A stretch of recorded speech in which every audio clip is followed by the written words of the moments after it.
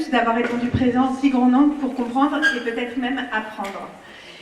Il me semblait important que les jeunes générations prennent conscience de la déportation et de l'extermination d'enfants, de femmes, d'hommes, littéralement éliminés pour la seule raison qu'ils étaient ce qu'ils étaient, juifs. Pour moi, le témoignage me semble être un outil indispensable dans l'enseignement de la Shoah.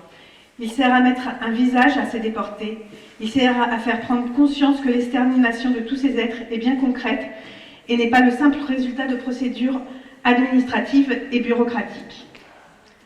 Pour comprendre ce que fut l'enfer d'Auschwitz, il nous fallait entendre et surtout écouter une personne qui a connu et vécu ces moments atroces. Nous avons la très grande chance d'avoir cet après-midi Madame Esther Seno, qui après avoir échappé à la rafle de Veldiv a été déportée à l'âge de 15 ans à Auschwitz, où une grande partie de sa famille a péri. Pour conclure, dans la tradition juive, il est dit « Souviens-toi des jours antiques, médite les annales de chaque siècle, interroge ton père, tes vieillards, ils te le diront. » Du passé, nous avons hérité. Du présent, nous sommes responsables et comptables. Nous sommes les témoins des témoins. Et nous sommes rassemblés aujourd'hui pour passer le flambeau de la mémoire à la génération suivante. Bien chers tous, c'est avec une profonde émotion que je cède la parole à Madame Esther Seno. Merci beaucoup d'avoir pu faire le déplacement.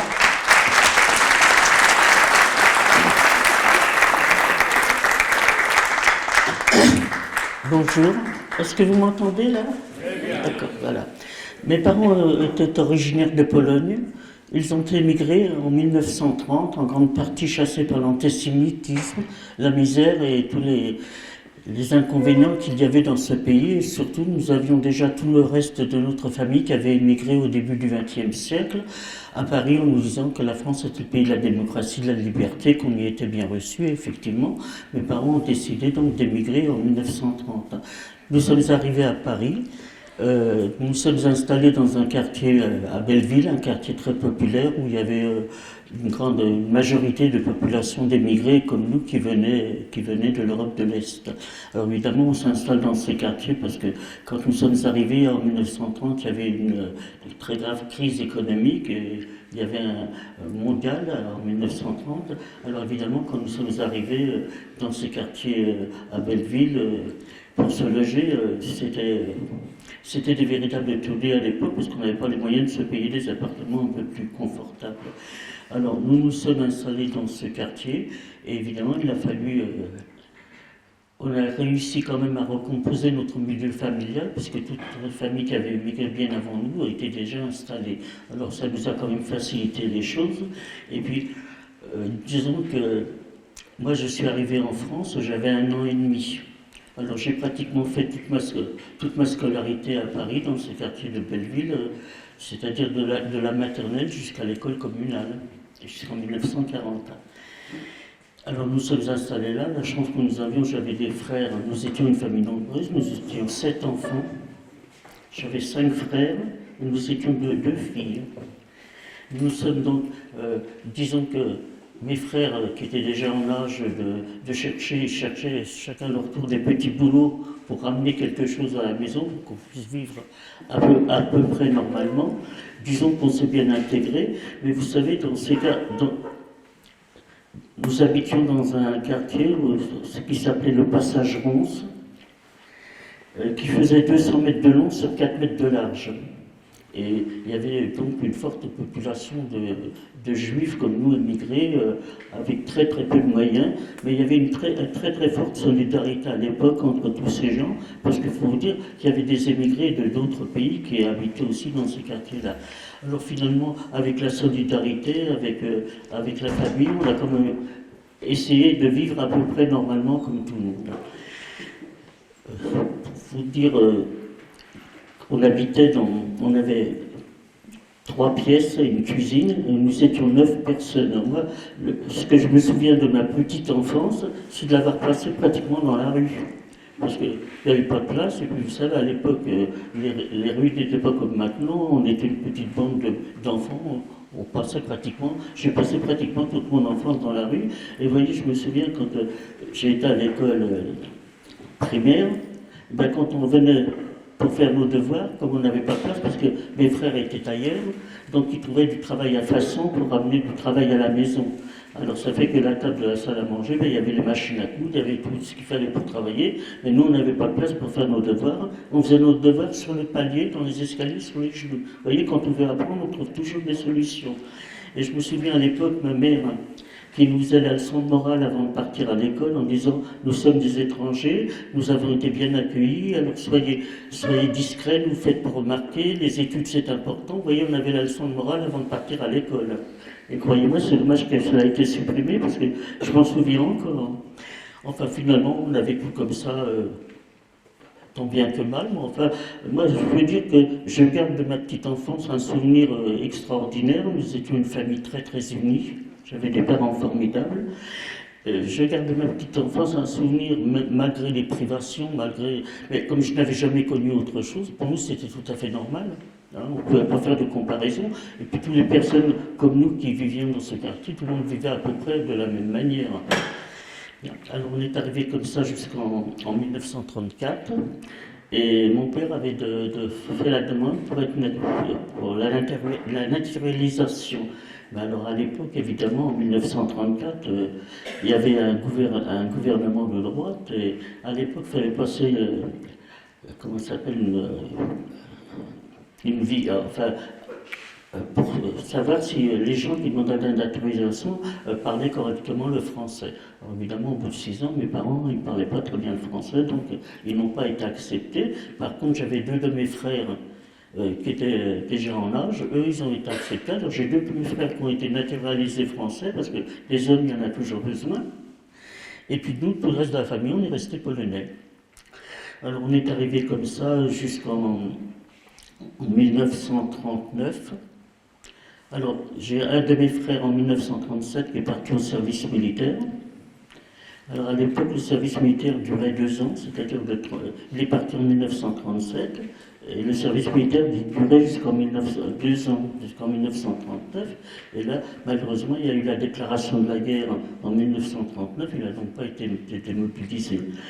Alors quand il y a eu cette déclaration de la guerre, mais enfin, vous savez, on avait quand même pas mal de bruit dans ces quartiers, parce que quand Hitler est venu au pouvoir en 1933, il y a eu beaucoup de juifs allemands et autrichiens qui ont quitté l'Allemagne et qui sont revenus se réfugier en France. Alors évidemment, ces gens-là commencent à raconter les brimades en Allemagne, les camps de concentration, enfin tout ce qui se passait. Mais vous savez, ça nous semblait tellement énorme qu'on n'y croyait pas.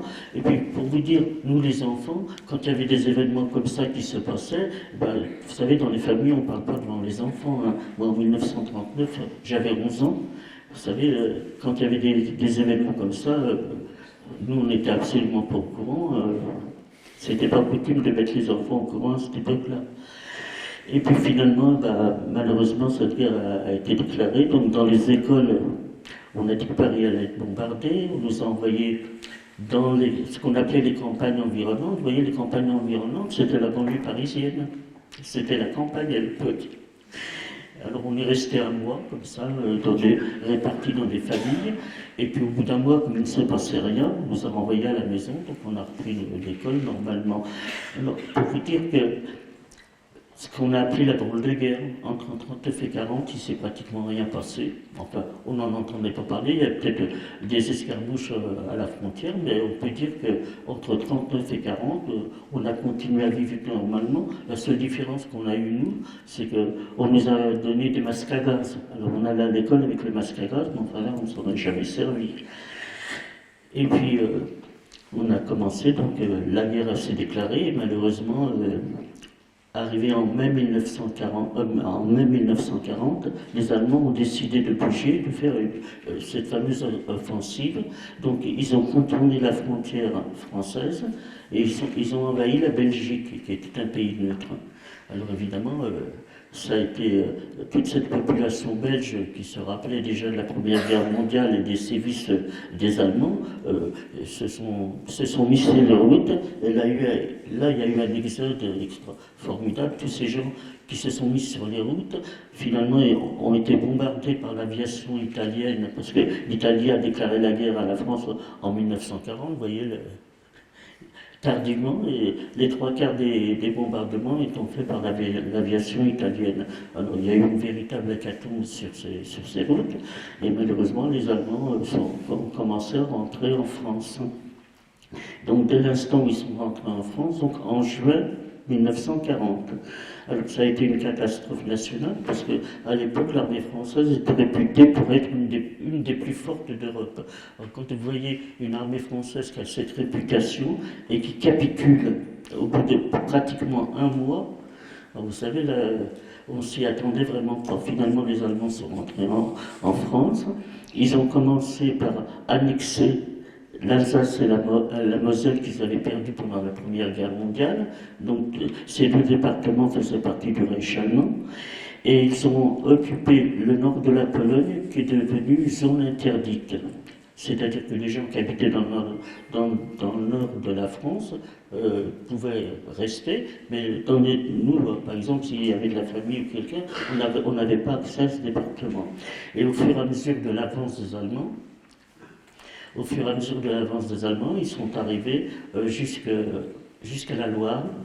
Et là, à partir de fin juillet 40, donc le gouvernement s'est retiré à Bordeaux. Là, ils ont démissionné et ils ont nommé le maréchal Pétain pour gouverner, enfin, pour représenter la France. Donc, au fur et à mesure de l'avance, alors le maréchal Pétain a demandé l'armistice, donc la guerre était terminée. Donc les Allemands se sont arrêtés au bord de la Loire et ils ont occupé tout le nord de la France jusqu'à la Loire et toute la façade atlantique qui partait du nord jusqu'à la frontière espagnole. Donc toute la façade atlantique, Bordeaux et tout ça, était en zone occupée. Et là, ils ont créé ce qu'on a appelé la ligne de démarcation, c'est-à-dire que la France était occupée en deux. Alors vous aviez donc la partie qui était, disons, sous l'occupation allemande, et l'autre partie était gouvernée par le maréchal Pétain. Donc il s'est installé là, il a commencé à former son gouvernement, qui était un gouvernement d'extrême droite, très raciste et très antisémite, et arrivé au mois d'octobre, vous voyez, il s'est installé là en juillet 40, et au mois d'octobre, donc il s'est passé à peine 3 mois, la France qui était complètement démoralisée, démolie par cette occupation, cette invasion allemande à laquelle on ne s'y attendait pas du tout. Et bien son principal souci, 3 mois après son installation, donc son gouvernement était formé, il s'est installé à Vichy, et là il a commencé à s'occuper du problème des Juifs qui vivaient en France. Vous voyez, alors ça, sans l'intervention des Allemands, à l'époque, les Allemands ne lui demandaient absolument rien. La seule chose que Pétain avait demandé, c'était que la police française soit indépendante de la police allemande. Alors ça, les Allemands, ça les arrangeait bien, comme ça, le sale boulot a été fait par la police française. Alors, finalement, il a commencé à s'occuper donc du problème des Juifs de France, et la première loi qu'il a sortie, c'est ce qu'on a appelé le statut des Juifs. Alors, le statut des Juifs, c'était d'aller dans les commissariats, de se faire recenser, c'est-à-dire de dire où on habitait, le nombre de personnes qui habitaient dans les logements, les biens que nous avions, et à la fin de ce recensement, sur les cartes d'identité, ils mettaient un tampon rouge où il y avait marqué juif dessus. Vraiment, il y avait déjà toute une partie de cette population qui était déjà mise à l'écart.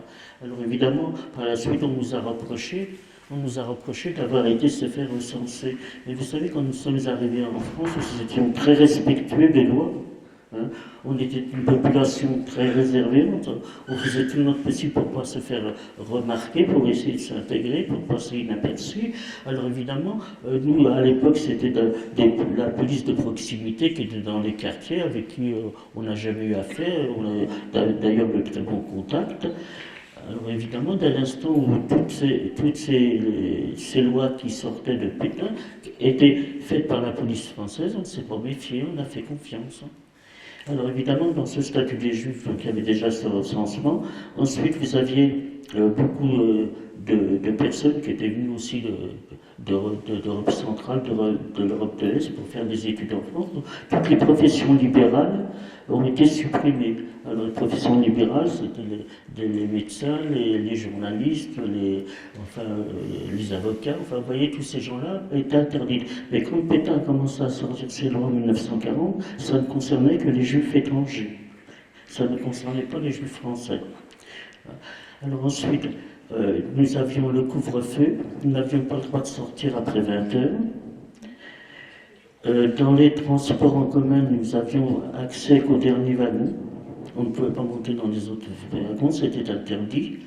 Sur tous les espaces publics, parce qu'à l'époque on n'avait pas de téléphone dans ces quartiers-là, il y avait quand même des cabines téléphoniques, tout ce qui était public on n'y avait pas accès. Et sur les jardins d'enfants, sur beaucoup d'endroits, il y avait marqué interdit aux juifs et aux chiens. Et ensuite, alors, en dernier, est arrivé le ravitaillement. Donc les Allemands commençaient déjà à bien se servir, donc nous n'avions pas le droit d'aller dans les magasins, nous n'avions seulement l'autorisation d'y aller qu'à partir de 16 heures. Évidemment, les gens commençaient déjà à faire la queue le matin de bonne heure, et nous, quand on arrivait, évidemment, il n'y avait plus grand-chose. Alors là, évidemment, il y avait quand même cette solidarité, parce que dans ces quartiers-là, il y avait beaucoup de juifs qui habitaient, il y avait beaucoup de Français qui habitaient dans ce quartier de Belleville. Alors, comme ils allaient faire les courses à notre place, et puis les commerçants qui nous connaissaient nous mettaient quand même des choses de côté pour quand on arrivait à 16 heures, de pouvoir se nourrir. Vous voyez, la vie a commencé à être déjà très très difficile. On a fait comme on a pu. Et j'avais mon frère donc, qui était dans l'armée, lui qui avec une partie de son régiment a évité l'encerclement, parce qu'il y a quand même eu plus d'1 million de prisonniers de guerre qui ont été envoyés dans l'esclavage.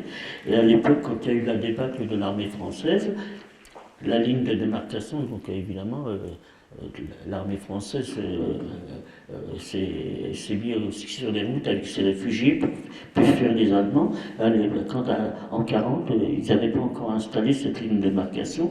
Donc mon frère a réussi à partir, à arriver à Pau. Donc il s'est retrouvé donc, avec pas mal de son régiment à être dans la caserne à Pau. Et alors à l'époque, quand il y avait ce qu'on appelait on pouvait correspondre malgré la ligne de démarcation, c'est ce qu'on appelait des cartes interzones. Vous voyez, c'était des cartes, ça veut dire je me porte bien, tout va bien, ça s'arrêtait là. Alors on savait que mon frère était à la caserne de Pau, donc pour mes parents, c'était déjà un soulagement de voir qu'il n'avait pas été fait prisonnier. Et puis, donc on a continué à vivre comme on a pu, et je peux vous dire que moi, en juin 1940, quand les Allemands sont entrés à Paris, j'ai passé mon certificat d'études à 12 ans. Parce qu'à l'époque, quand on travaillait bien à l'école, on sautait d'une classe. Alors j'ai quitté l'école, moi, en juin 40, avec mon certificat d'études, j'avais 12 ans. Et puis comme j'avais déjà, à partir de 1941, on a reçu de nouveau une nouvelle convocation du commissariat de police pour 2 de mes frères pour se présenter au commissariat de police pour affaires de famille. Mais là, c'était pas une rafle, c'était uniquement sur convocation. C'est ce qu'on appelait à l'époque la rafle du billet vert. Vous voyez, parce que ce courrier est arrivé sur un billet qui était vert. Alors évidemment, comme d'habitude, comme c'était un contrôle pour se présenter, c'était pas une rafle qui avait lieu dans la rue, les gens y allaient individuellement. Et à cette époque-là, je crois qu'il y a eu 4000 personnes qui ont reçu cette convocation. 4000 hommes, donc de 18 à 50 ans, qui devaient se présenter pour affaires de famille. Donc mes 2 frères se sont présentés, et malheureusement là, ils ont été arrêtés immédiatement.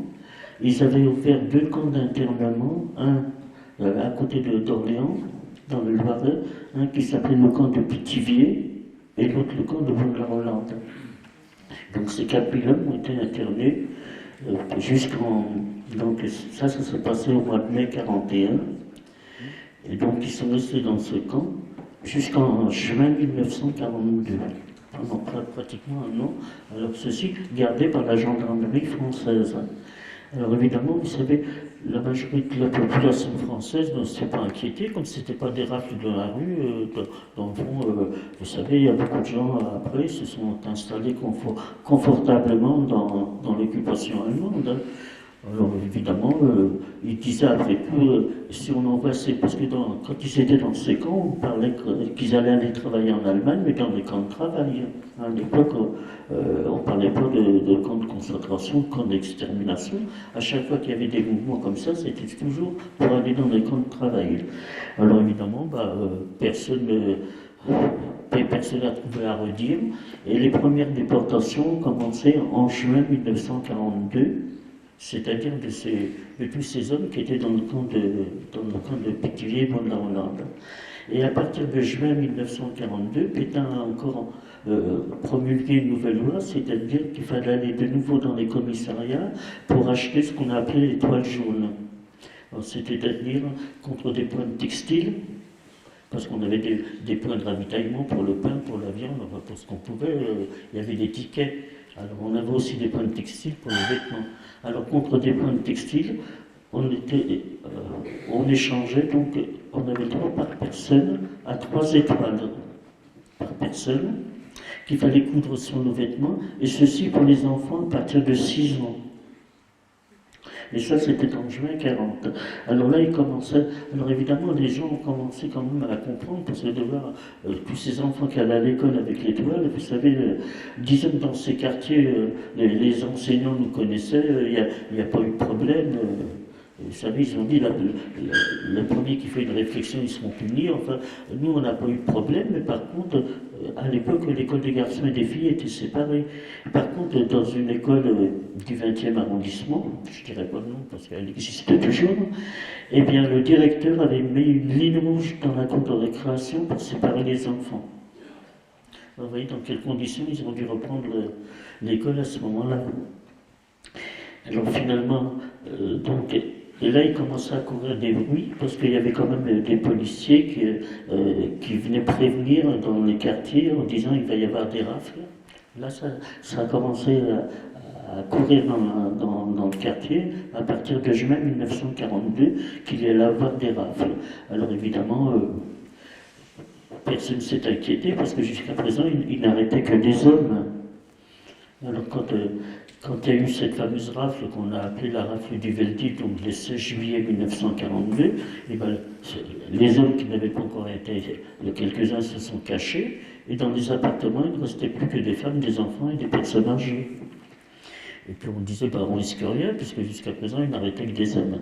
Alors finalement, arrivé le 16 juillet au matin, de très bonne heure, on a entendu des bruits, parce que vous savez, comme je vous dis, ce passage où j'habitais, le passage 11, sur 200 mètres de long, sur 4 mètres de large, vous savez, les bruits étaient bien répercutés. Alors on a entendu des cris. Alors évidemment, dans l'immeuble où j'habitais, on a commencé à entendre des bruits dans les escaliers, à taper. Alors il y avait un policier en civil, un policier en civil, et chacun avait une liste, ils avaient tant de personnes arrêtées, puisqu'ils avaient le recensement, ils savaient donc où ils allaient. Donc au fur et à mesure qu'ils montaient dans les étages, on entendait crier, on entendait hurler. Je me souviens, l'appartement au-dessus de chez nous, la personne qui était dans l'appartement n'a pas voulu ouvrir, ils défonçaient les portes à coups de matraque. Alors avec mes parents, nous dans l'appartement, il ne restait plus que mes parents. J'avais ma soeur qui avait 16 ans, moi j'avais 14 ans, et j'avais un petit frère de 11 ans. Alors on était à la fenêtre, et nous, on regardait, on voyait les immeubles d'en face, parce que c'est 4 mètres de large, ça fait pas loin. Alors là, on était à la fenêtre, en regardant, en se demandant qu'est-ce qui se passait, on ne comprenait pas. Alors là, malheureusement, j'ai vu descendre des femmes, il y avait des familles nombreuses, des femmes avec des bébés dans les bras, j'ai vu descendre des personnes âgées sur des civières. Et tout ça, dans ce passage, ça hurlait de partout. Et il y avait des autobus qui attendaient au coin du passage pour faire monter tous ces gens qui ont été envoyés, donc ce qu'on appelait le vélodrome d'hiver. C'était un gymnase qui avait été réquisitionné pour recevoir toutes ces personnes qu'ils avaient arrêtées. Alors cette rafle a eu lieu pratiquement toute la matinée. Et il faut vous dire que dans ce passage, qui était quand même pas très important, il y a eu 65 familles qui ont été arrêtées avec des enfants. Et il y a eu dans ce trafic du Veldiv qui a eu lieu pratiquement dans tous les quartiers populaires et même dans certaines banlieues. Il y a eu pratiquement 14 000 personnes qui ont été arrêtées, dont 4 000 enfants. Alors il y a une partie, il y a une partie qui ont été envoyés donc aux Veldives. Et ensuite, eh bien, évidemment, une fois que la rafle a été terminée, ils sont pas venus chez nous. Alors quand le quartier a été calme,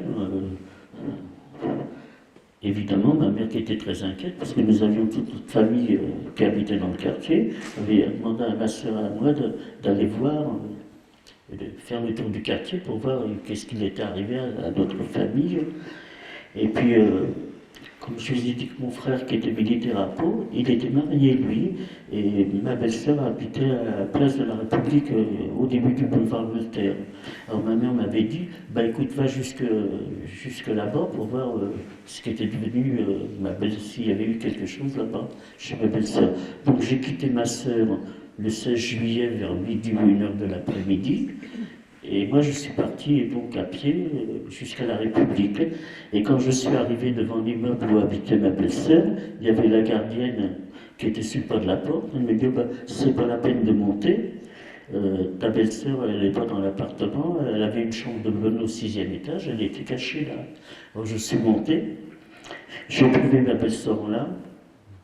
Alors, je lui ai dit, bah, qu'est-ce qui t'arrive? Alors, j'avais un petit neveu qui avait 4 ans. Et elle l'avait placé dans un petit home d'enfants pour les vacances du mois de juillet. Un petit home d'enfants qui se trouvait à La Varenne. Alors évidemment, les directeurs de cet établissement, M. et Mme Zisman, je me rappelle encore de leur nom, avaient été arrêtés. Donc les enfants étaient livrés à eux-mêmes. Mais c'était un petit home d'enfants de petits. Et alors je ne sais pas comment les parents ont été prévenus. Alors ma belle-sœur n'osant pas sortir, parce que vous savez, avec l'étoile jaune dans le quartier, les voisins, parce qu'il faut vous dire que la France était coupée en deux, et les Français aussi. Hein. Il y avait ceux qui aidaient, puis ceux qui dénonçaient. Alors ma belle-sœur, elle n'osait pas sortir, et puis là, elle est en train de se lamenter pour savoir comment elle allait récupérer son fils. Alors elle me dit, écoute, toi, tu savez, nous, quand on sortait, on avait quand même l'étoile jaune sur nos vêtements, mais on prenait toujours ou un gilet ou une écharpe pour la cacher. Puis vous savez, à 14 ans, dans la rue, dès l'instant où il y a eu toutes ces lois qui ont été faites contre les Juifs, il y avait la police qui patrouillait dans toutes les rues de Paris pour demander les cartes d'identité. Alors évidemment, moi, à 14 ans, vous savez, puis en plus de ça, ils avaient affiché beaucoup de caricatures pour reconnaître les Juifs. Vous savez, les caricatures des Juifs, c'est le nez crochu, les oreilles décollées. Vous voyez ce qu'on peut faire dans les caricatures. Il faut croire que j'avais pas le visage qui correspondait à la caricature. Alors ma belle-sœur m'a demandé si je pouvais aller jusqu'à la Varenne pour récupérer le petit. Donc j'ai pris, à l'époque il y avait un train qui partait de la Bastille, donc je suis arrivé là-bas dans ce home d'enfants, j'ai récupéré mon petit neveu, et quand je suis rentré le soir, comme il y avait le couvre-feu à 20h, ma belle-sœur m'a dit, tu vas pas prendre le risque de rentrer chez toi, parce que on ne sait jamais, parce que vous savez, à 14 ans, j'avais le physique d'une adolescente, hein, quand même. Hein. Alors, elle me dit, tu vas pas prendre le risque, mais qu'à dormir ici. Alors, j'ai passé la nuit avec ma belle-sœur dans sa chambre de belle. Évidemment, je m'inquiétais parce que, vous savez, mes parents, ils ont dû passer une drôle de nuit en disant une gamine de 14 ans qui ne rentre pas dormir juste le jour où il y avait les rafles. Vous savez, alors je me suis vraiment inquiété. Puis, dès l'instant où j'ai pu sortir de l'appartement, je me suis précipité pour rentrer chez moi à Belleville. Et quand je suis monté dans l'appartement, le policier qui devait venir n'était peut-être pas disponible, ou je ne sais pas quoi. Il est arrivé donc dans la nuit, ils ont arrêté mes parents et mon petit frère qui avait 11 ans. Et quand ils arrêtaient les gens, ils mettaient les scellés sur l'appartement. Donc quand il y avait les scellés, on ne pouvait pas rentrer. Alors évidemment, j'étais complètement désemparé en disant comment je vais faire. Alors je suis redescendu dans la rue, et là j'ai demandé aux gens, à la gardienne, aux gens, je lui ai dit, est-ce que vous avez vu ma sœur? Parce que ma sœur était partie en même temps que moi. Elle a été arrêtée avec mes parents, mais elle dit non, ta sœur n'était pas là, elle n'a pas été arrêtée, elle a arrêté avec tes parents. Alors je me suis caché derrière une porte cochère en disant, ma sœur va certainement revenir. Puis j'ai attendu un bon moment, puis comme elle n'est pas revenue, j'ai fait encore le tour du quartier, voir si je retrouvais encore de la famille, et il n'y avait plus personne. Alors je suis reparti, je me suis dit, je vais aller chez ma belle-sœur, elle va s'occuper de moi. Et quand je suis arrivé, j'ai sonné chez la gardienne. Alors elle me dit, bah, écoute, c'est pas la peine, ta belle-sœur est partie avec le petit, ton frère s'est mis en rapport. Alors ma belle-sœur elle était partie rejoindre, parce que ma belle-sœur était française, et puis mon petit-neveu aussi, puisque mon frère avait été internalisé. Et comme il n'y avait pas encore l'ordre d'arrêter les juifs français, donc elle a réussi facilement à rejoindre mon frère qui était à Pau. Alors mon frère a placé mon petit-neveu dans une famille catholique, où il a été caché pendant toute la guerre, et ma belle-sœur a été retrouver des amis qu'elle avait dans un vieux village dans le Cantal, en Auvergne, là où il n'y a jamais eu l'amour, donc elle a été cachée pendant toute la guerre. Alors évidemment, elle me dit, mais t'inquiète pas, ils n'ont pas été arrêtés.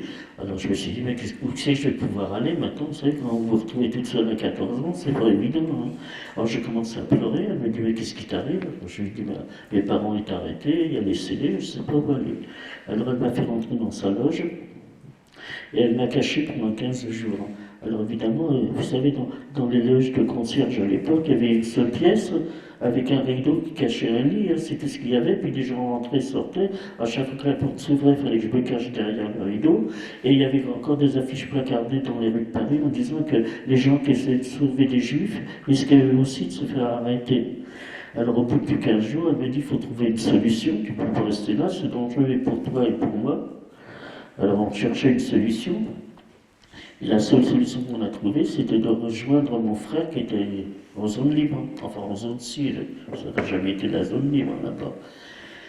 Alors évidemment, à l'époque, il fallait des passeurs. Vous voyez, ça existait déjà à l'époque, il y avait des passeurs. Donc cette dame, elle m'a trouvé un passeur parce que j'ai su par la suite qu'elle faisait partie d'un réseau de résistance qui fonctionnait déjà à Paris.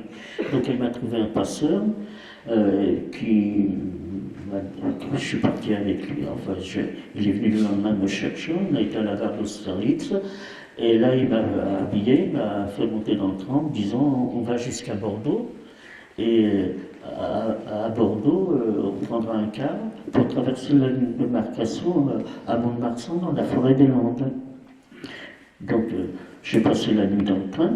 Ce monsieur est parti, il m'a dit je vais dans un autre compartiment parce que s'il y a un contrôle de police, c'est pas la peine qu'on soit ensemble. Alors bon, alors on est arrivé à Bordeaux le matin, je suis descendu sur le quai, j'ai vu ce monsieur qui était là, et il y avait une quinzaine de personnes avec lui, parce que moi je pensais que je suis toute seule avec lui, mais non, il y avait une quinzaine de personnes qui convoyaient aussi pour passer la ligne. Alors il a commencé à nous dire qu'il avait réservé quelques chambres dans un petit hôtel à Bordeaux, et que le lendemain on irait à la gare routière pour prendre un car qui ira à Mont-de-Marsan, et on passerait la ligne de démarcation pendant la nuit dans la forêt des Landes. Alors, bon, on a passé la nuit dans cet hôtel, et le lendemain matin, on s'est préparé pour partir, puis on a attendu, ce monsieur n'est jamais revenu. Il devait encaisser l'argent de tous ces gens. Alors vous savez, on a encore eu de la chance, parce que vous aviez des passeurs qui encaissaient l'argent, puis qui dénonceraient les gens aux Allemands. Enfin, nous, il ne nous a pas dénoncé. Alors finalement, on a attendu un petit moment, puis toutes ces personnes que je ne connaissais pas du tout se sont dispersées, sont parties de leur côté. Moi, je me suis retrouvé toute seule à Bordeaux. Alors là, ça a été vraiment la catastrophe, parce que je me disais, si j'étais resté à Paris, je me serais peut-être débrouillé, hein, parce que j'y avais pratiquement vécu jusqu'à 14 ans. Hein. Alors je me suis dit, qu'est-ce que je vais faire, qu'est-ce que je vais faire? Alors j'ai fini par demander où était la gare routière, et puis arrivé là, à la gare routière, il y avait un petit bus, mais c'était pas un bus d'une ligne régulière, c'était un petit bus qui prenait les gens de Mont-de-Marsan, qui venaient travailler à Bordeaux, et le soir ils les ramenaient. Donc c'était toujours les mêmes personnes qui prenaient, c'était une petite navette si vous voulez, qui faisait juste l'aller-retour Bordeaux-Mont-de-Marsan. Alors je me suis mis devant la porte de ce petit bus, et puis les gens évidemment commençaient à monter. Alors, une fois que le bus a été plein, le chauffeur il descend, et puis il me dit, qu'est-ce que tu fais là? Moi, je m'étais mis devant la porte, là. Il me dit, qu'est-ce que tu fais là toute seule? Où sont tes parents? Alors, je lui dis non, je suis toute seule. Il me dit, mais tu vas aller où? Moi, je vais aller à Mont-de-Marsan. Il me dit, mais qu'est-ce que tu veux faire à Mont-de-Marsan? Enfin, fini, j'ai commencé, il a commencé à me questionner, puis il a compris, parce que il y avait le problème, c'est qu'à Mont-de-Marsan, tous les gens qui essaient de franchir la ligne, en réalité des juifs polonais, enfin des juifs étrangers, étaient arrêtés par la gendarmerie de Pétain. Parce qu'il n'y avait pas encore pour faire le contrôle si c'était ou s'ils étaient français ou s'ils étaient étrangers.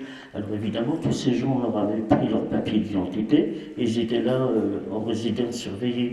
Alors ce chauffeur de bus me dit, écoute, tu restes avec moi. Moi, je suis originaire de Mont-de-Marsan, je connais pas mal de gens, parce que les gens du pays faisaient franchir la ligne de démarcation dans la forêt, mais ils connaissaient quand même des chemins, puisque ils habitaient là, ils connaissaient quand même pas mal de chemins qui étaient plus ou moins bien gardés. Alors, on est arrivé, il m'a dit, tu restes à côté de moi, je vais essayer de trouver quelqu'un qui va t'emmener. Alors il a fait plusieurs bistrots, on a trouvé ses copains en disant, est-ce que quelqu'un veut faire franchir la lune à cette gamine qui est toute seule? Enfin, il a quand même bien insisté à plusieurs personnes, et les gens du pays, ils se sont excusés en disant, c'est trop dangereux, parce que c'était fin juillet, et tous les gens qui avaient échappé à cette rafle essayaient de se sauver. Alors ils disaient, non, c'est trop dangereux en ce moment, la ligne de démarcation est trop gardée en ce moment, il n'est pas question qu'on passe. Alors évidemment, au bout d'un moment, tu ne sais plus quoi faire.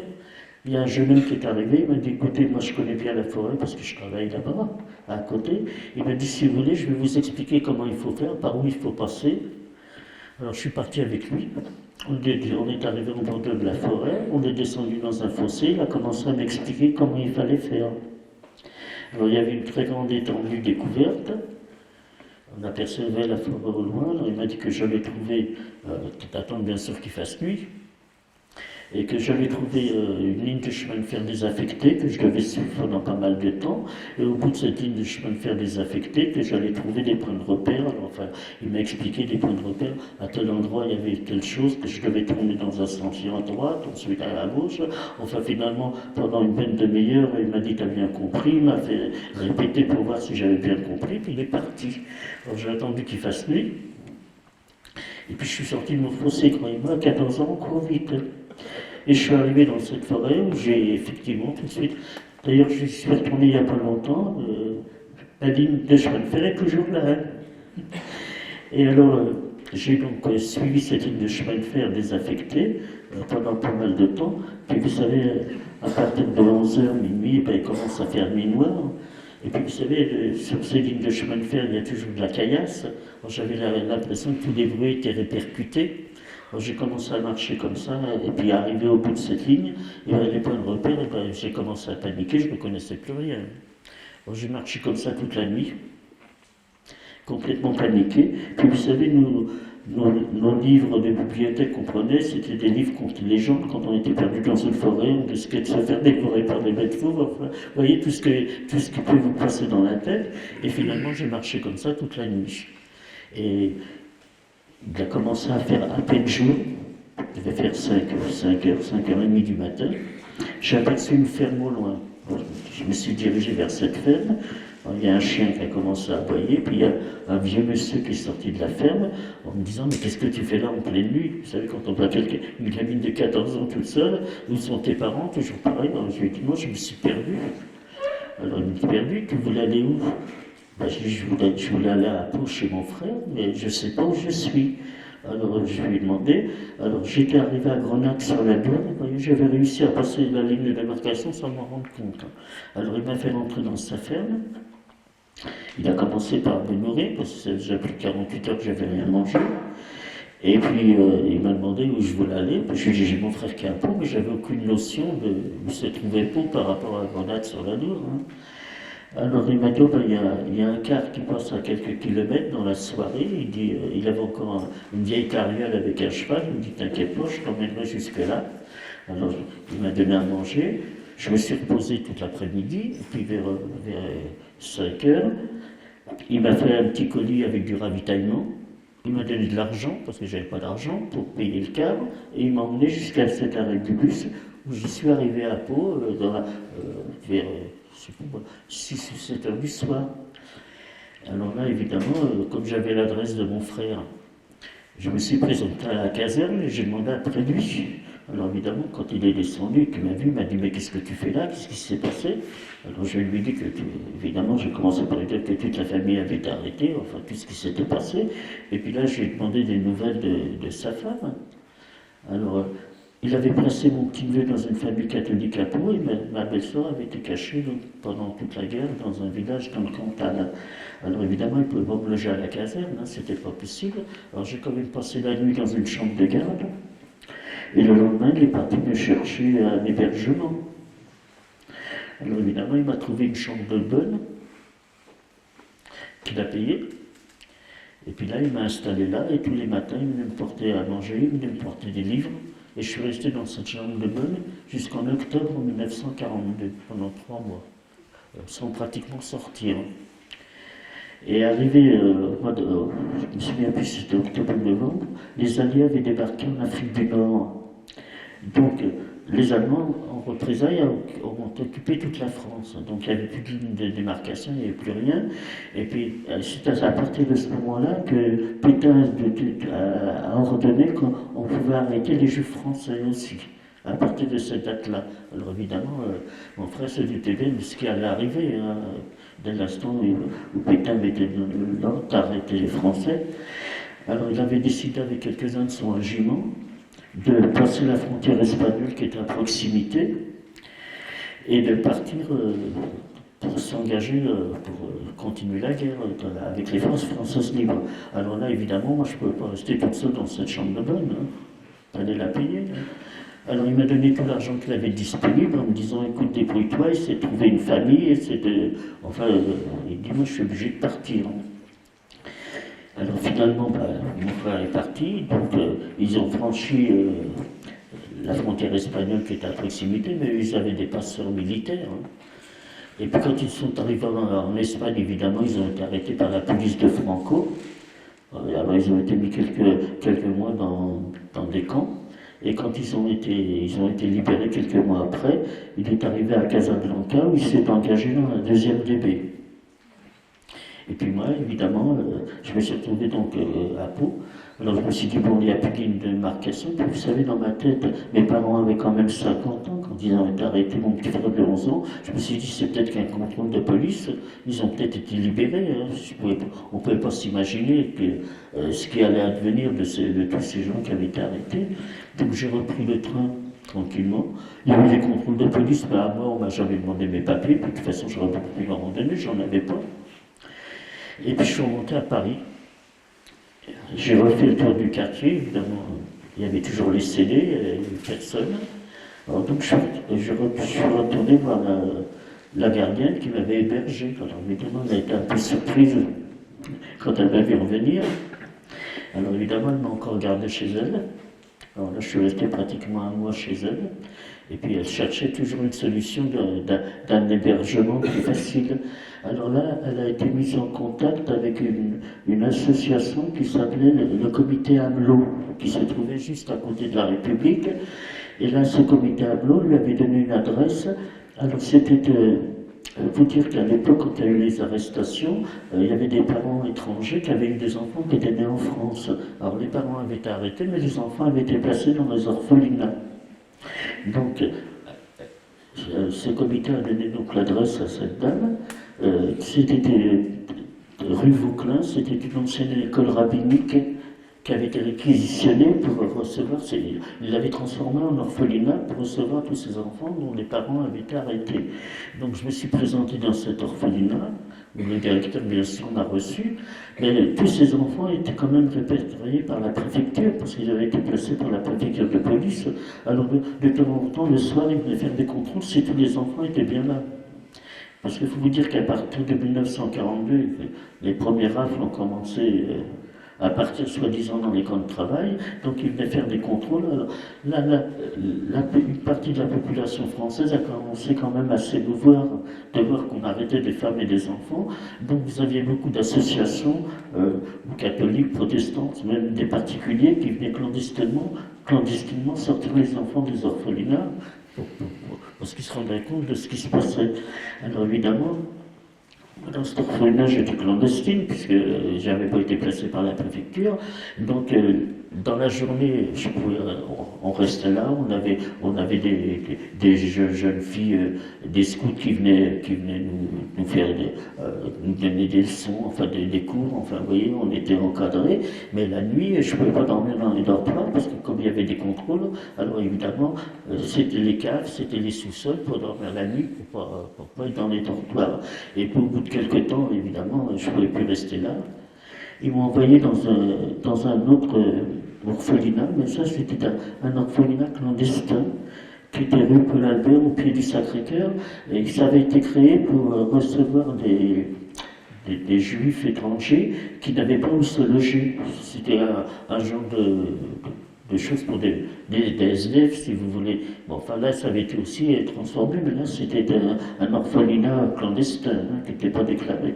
Donc je suis resté là jusqu'en fin juillet 43. Alors là, j'avais 15 ans. Et puis, bon, alors de temps en temps, la personne qui s'occupait de là savait très bien que je me débrouillais très bien. Donc, quand il y avait des courses à faire, il m'envoyait faire des courses. Alors, évidemment, toujours pareil avec l'étoile, et puis camouflé. Et j'ai été faire une course, il m'avait envoyé faire une course du côté de l'hôtel de ville. Et là, en sortant du métro, il y avait un banal contrôle de police, comme il y avait dans toutes les rues de Paris, aux terrasses, partout où les policiers patrouillaient. Ils demandaient les cartes d'identité, c'était pas grave, c'était des contrôles de police. Et là, il y avait un contrôle de police à la sortie du métro. Évidemment, les gens sortaient, ils demandaient les papiers d'identité. Et ceux qui étaient en règle et qui avaient des papiers normaux, ils passaient. Puis ceux qui avaient le tampon, ils se faisaient immédiatement arrêter.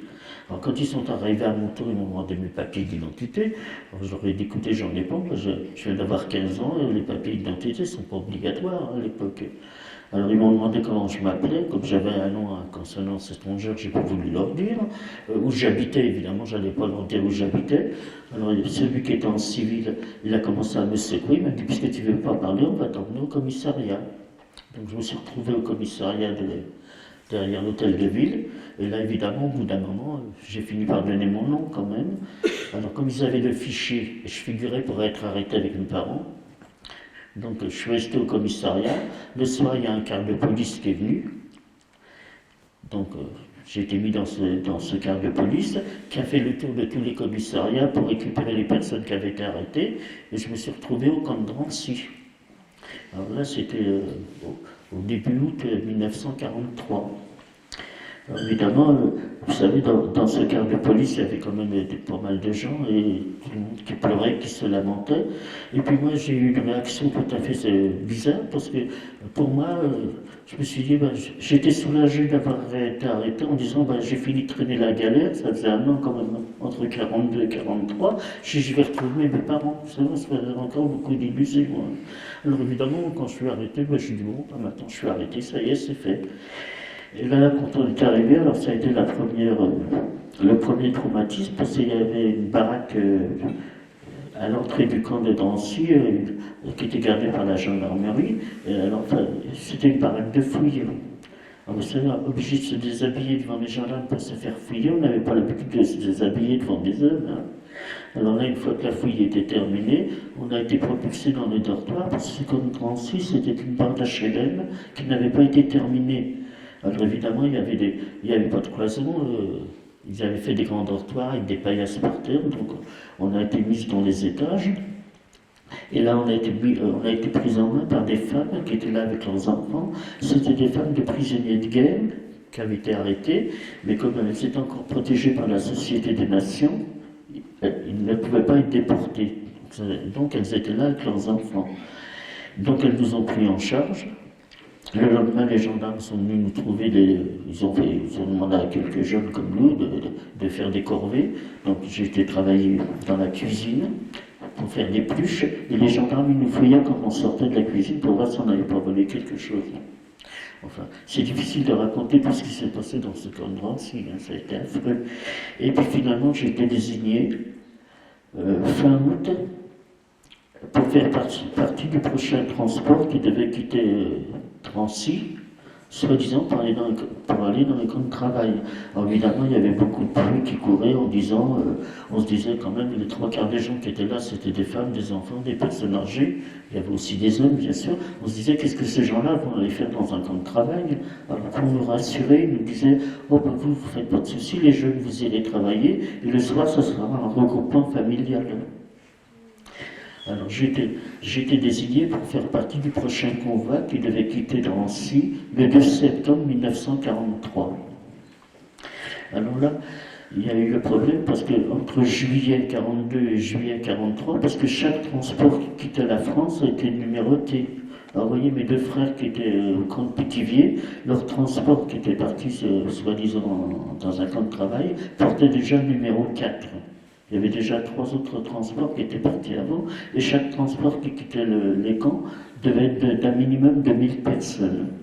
Alors, comme entre juillet 42 et 43, le transport dans lequel je suis parti portait déjà le numéro 59.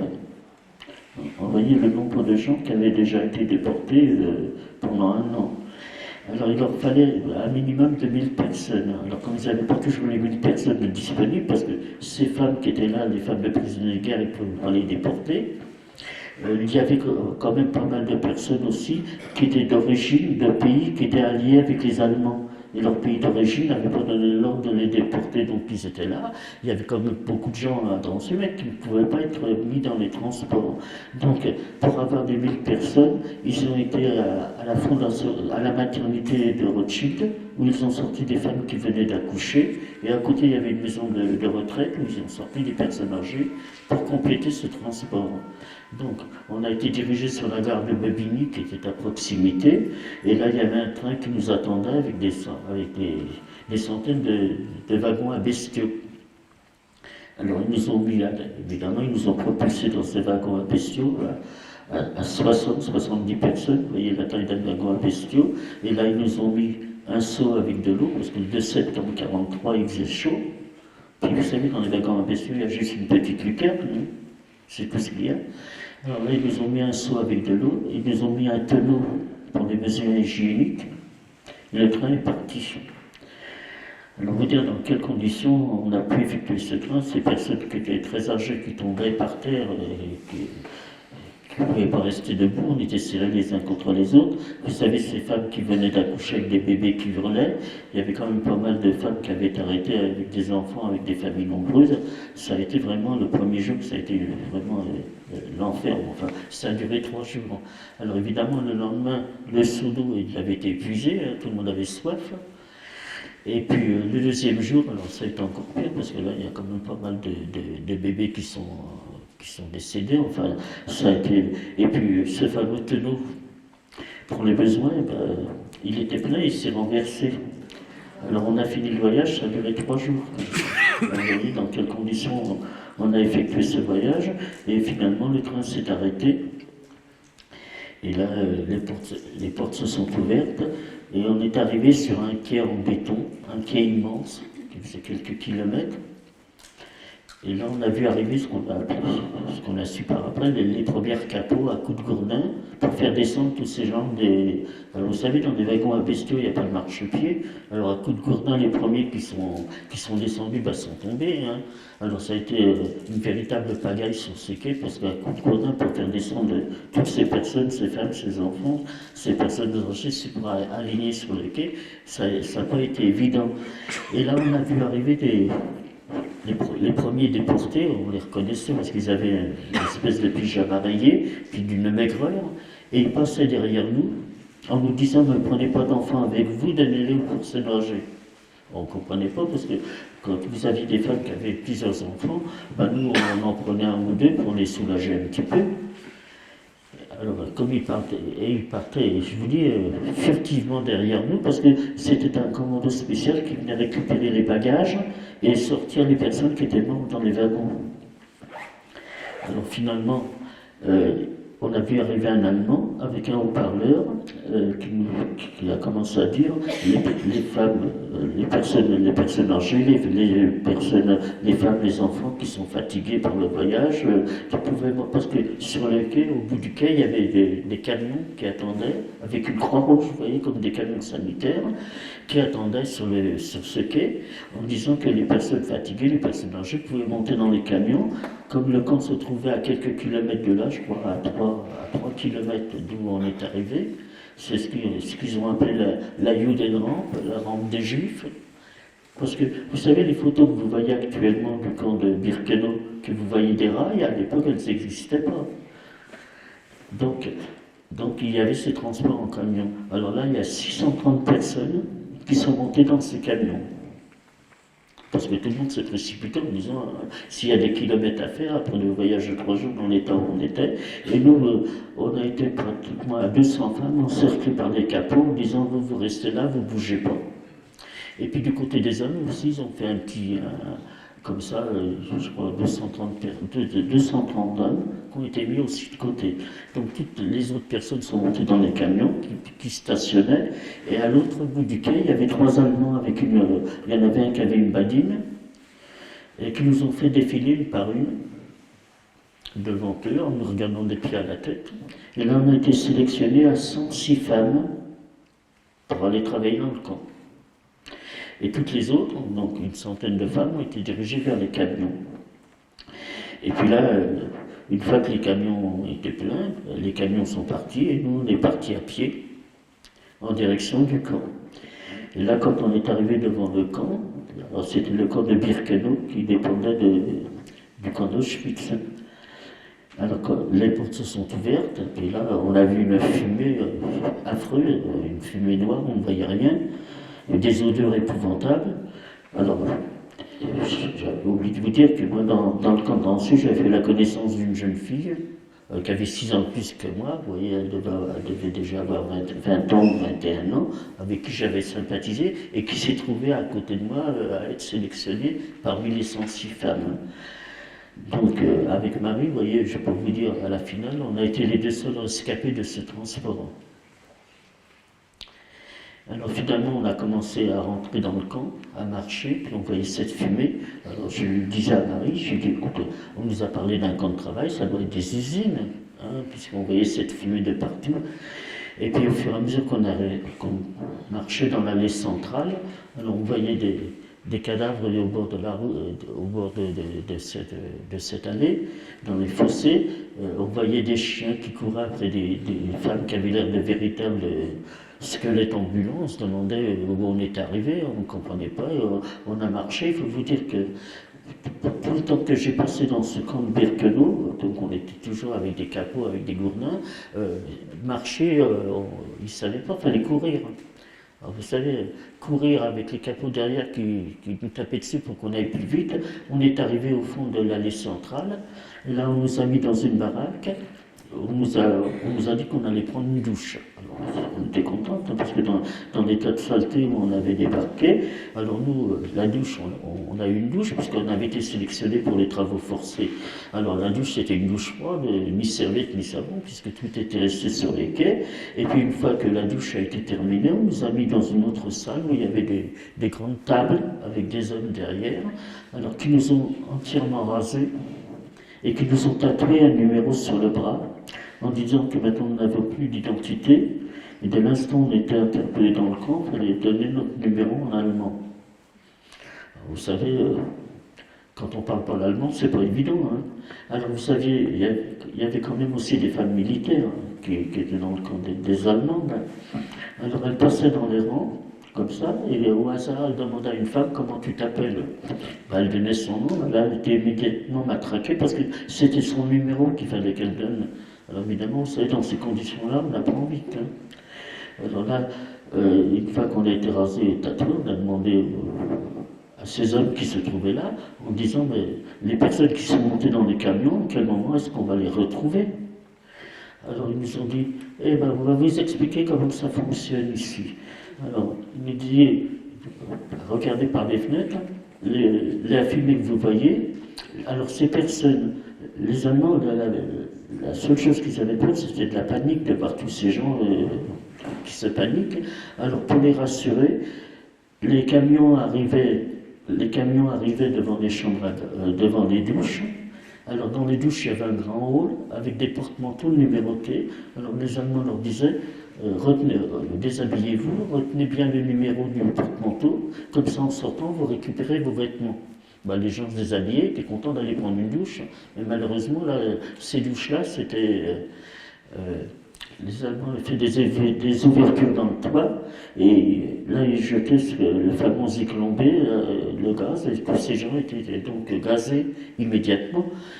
Et ensuite, il y avait des commandos spéciaux, qu'on appelait les Sonderkommandos, qui venaient récupérer les corps pour les mettre dans les crématoires. Alors, vous savez, ce mot crématoire, on n'en avait jamais entendu parler avant la guerre. On ne savait même pas ce que c'était. Alors, on finissait par leur demander, mais c'est quoi un crématoire? On nous dit, c'est comme un foie à pain. Alors, ils ont commencé par nous dire, vous ne faites pas d'illusions. Tous ces gens-là, donc, alors on disait c'est pas possible, ils nous racontent ça pour nous faire peur, nous on n'arrivait pas à comprendre qu'à peine 1 heure ou 2 heures qu'on était dans le camp, comment est-ce qu'on peut exterminer 630 personnes en si peu de temps. Alors il faut vous dire qu'à Birkenau, il y avait 4 crématoires qui fonctionnaient jour et nuit. Alors, ils ont commencé par nous dire, vous ne faites pas d'illusions, vous avez été sélectionné pour le travail, tant que vous pourrez travailler, vous resterez au camp, puis le jour où vous ne pourrez plus travailler, vous finirez comme les autres. Ici, ce n'est pas un camp de concentration, c'est un camp d'extermination. Alors, il dit, il n'y a aucune chance de survie. Alors, selon le travail que vous allez effectuer, vous pouvez survivre quelques semaines, quelques mois, peut-être un an, mais enfin, il dit, ça dépend de ce que vous avez. Et puis, le jour où vous ne pourrez plus travailler, vous finirez comme tout le monde. L'espérance de vie, il y en a pratiquement pas. Vous êtes rentré ici par la porte, vous n'en sortirez que par la cheminée.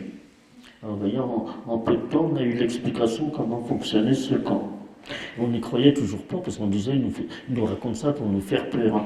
Alors là, on a été envoyé dans des baraques. Il faut vous dire que le camp de Birkenau fait à peu près 170 hectares. On voyait un petit peu, il y avait des centaines et des centaines de baraques. Alors là, ils nous ont envoyés dans une baraque où il y avait des chalits. Enfin là, vous êtes trop nombreux pour voir, j'ai des photos, vous voyez. C'est des chalits, c'était des genres de cage à lapin sur 3 niveaux. Et là, il y avait des centaines de chalets, parce qu'il faut vous dire, dans ces baraques, on était souvent entre 700 et 800 personnes dans ces baraques. Alors, il y avait des chalets sur toute la longueur de la baraque, et puis il y avait un petit espace, là, comme les premiers rangs des fauteuils, où il y avait des chalets comme ça, les uns en face des autres. Alors, on était pratiquement 700-800 personnes dans ces baraques. Alors, le chalet du bas, c'était une dalle de béton avec une paillasse, et les 2 autres étaient en bois avec une paillasse. Donc, on était 18 en hauteur, puisqu'on dormait à 6 par chalet, et puis tout ça sur des centaines de mètres de la baraque.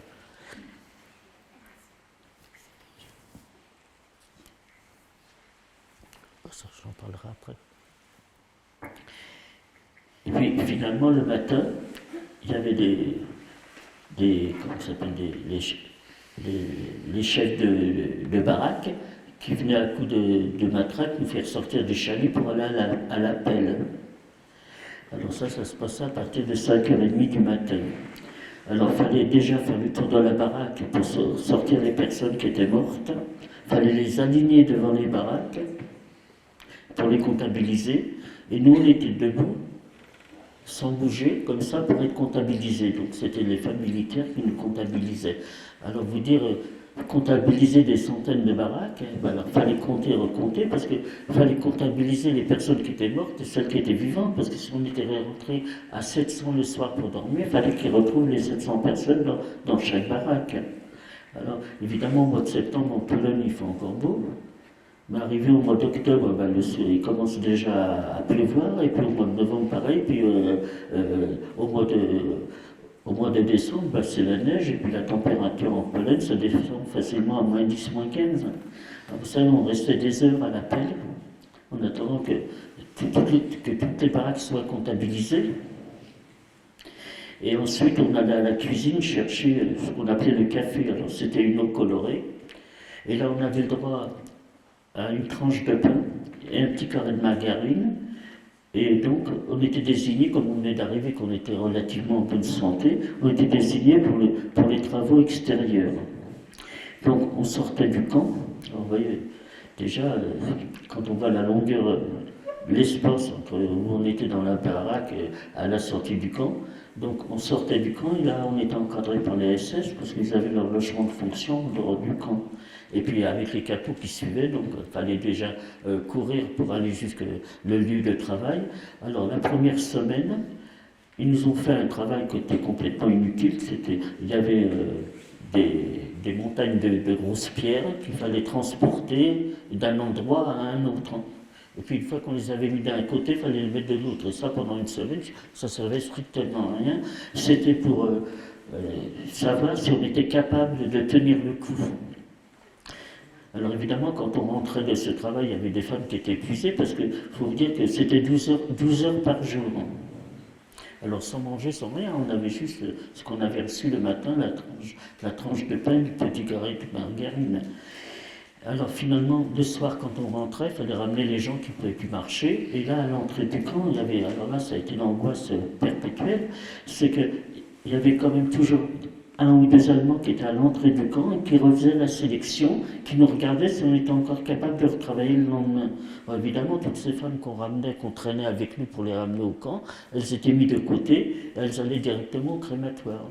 Il faut vous dire que quand on avait l'appel le matin, celles qui ne pouvaient pas se lever des chalets, et bien dès l'instant où elles ne pouvaient pas se lever, elles ne pouvaient pas aller au travail, donc elles étaient là, le soir quand on rentrait, elles n'étaient plus là, elles étaient envoyées directement au crématoire.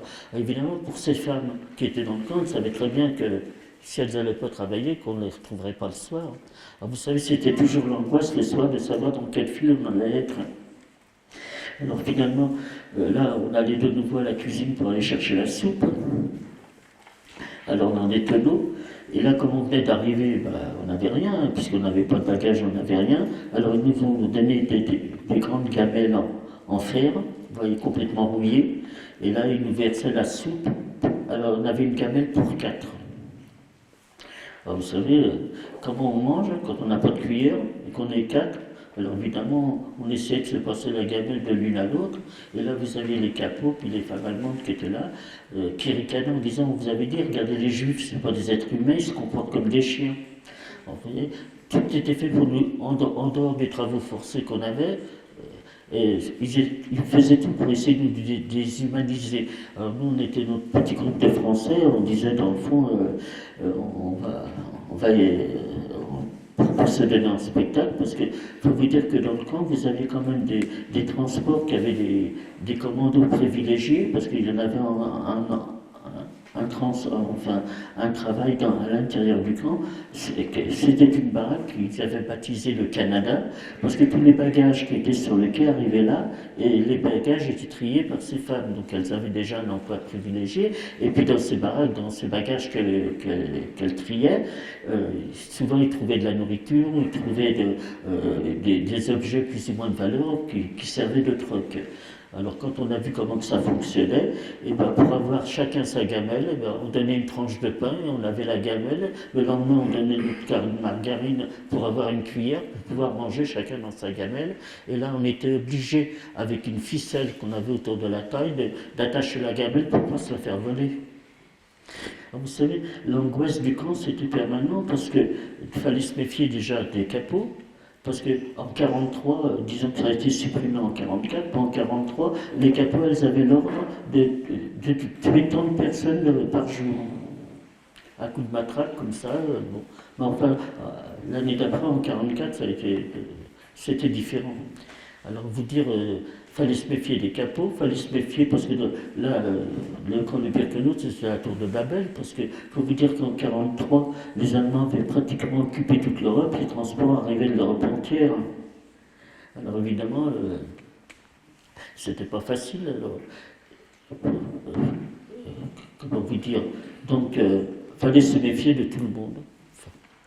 Vous savez, quand on est arrivé les premiers jours, quand on avait notre tranche de pain, le soir, on avait aussi, avec la soupe, on avait une autre tranche de pain avec une petite rondelle de saucisson.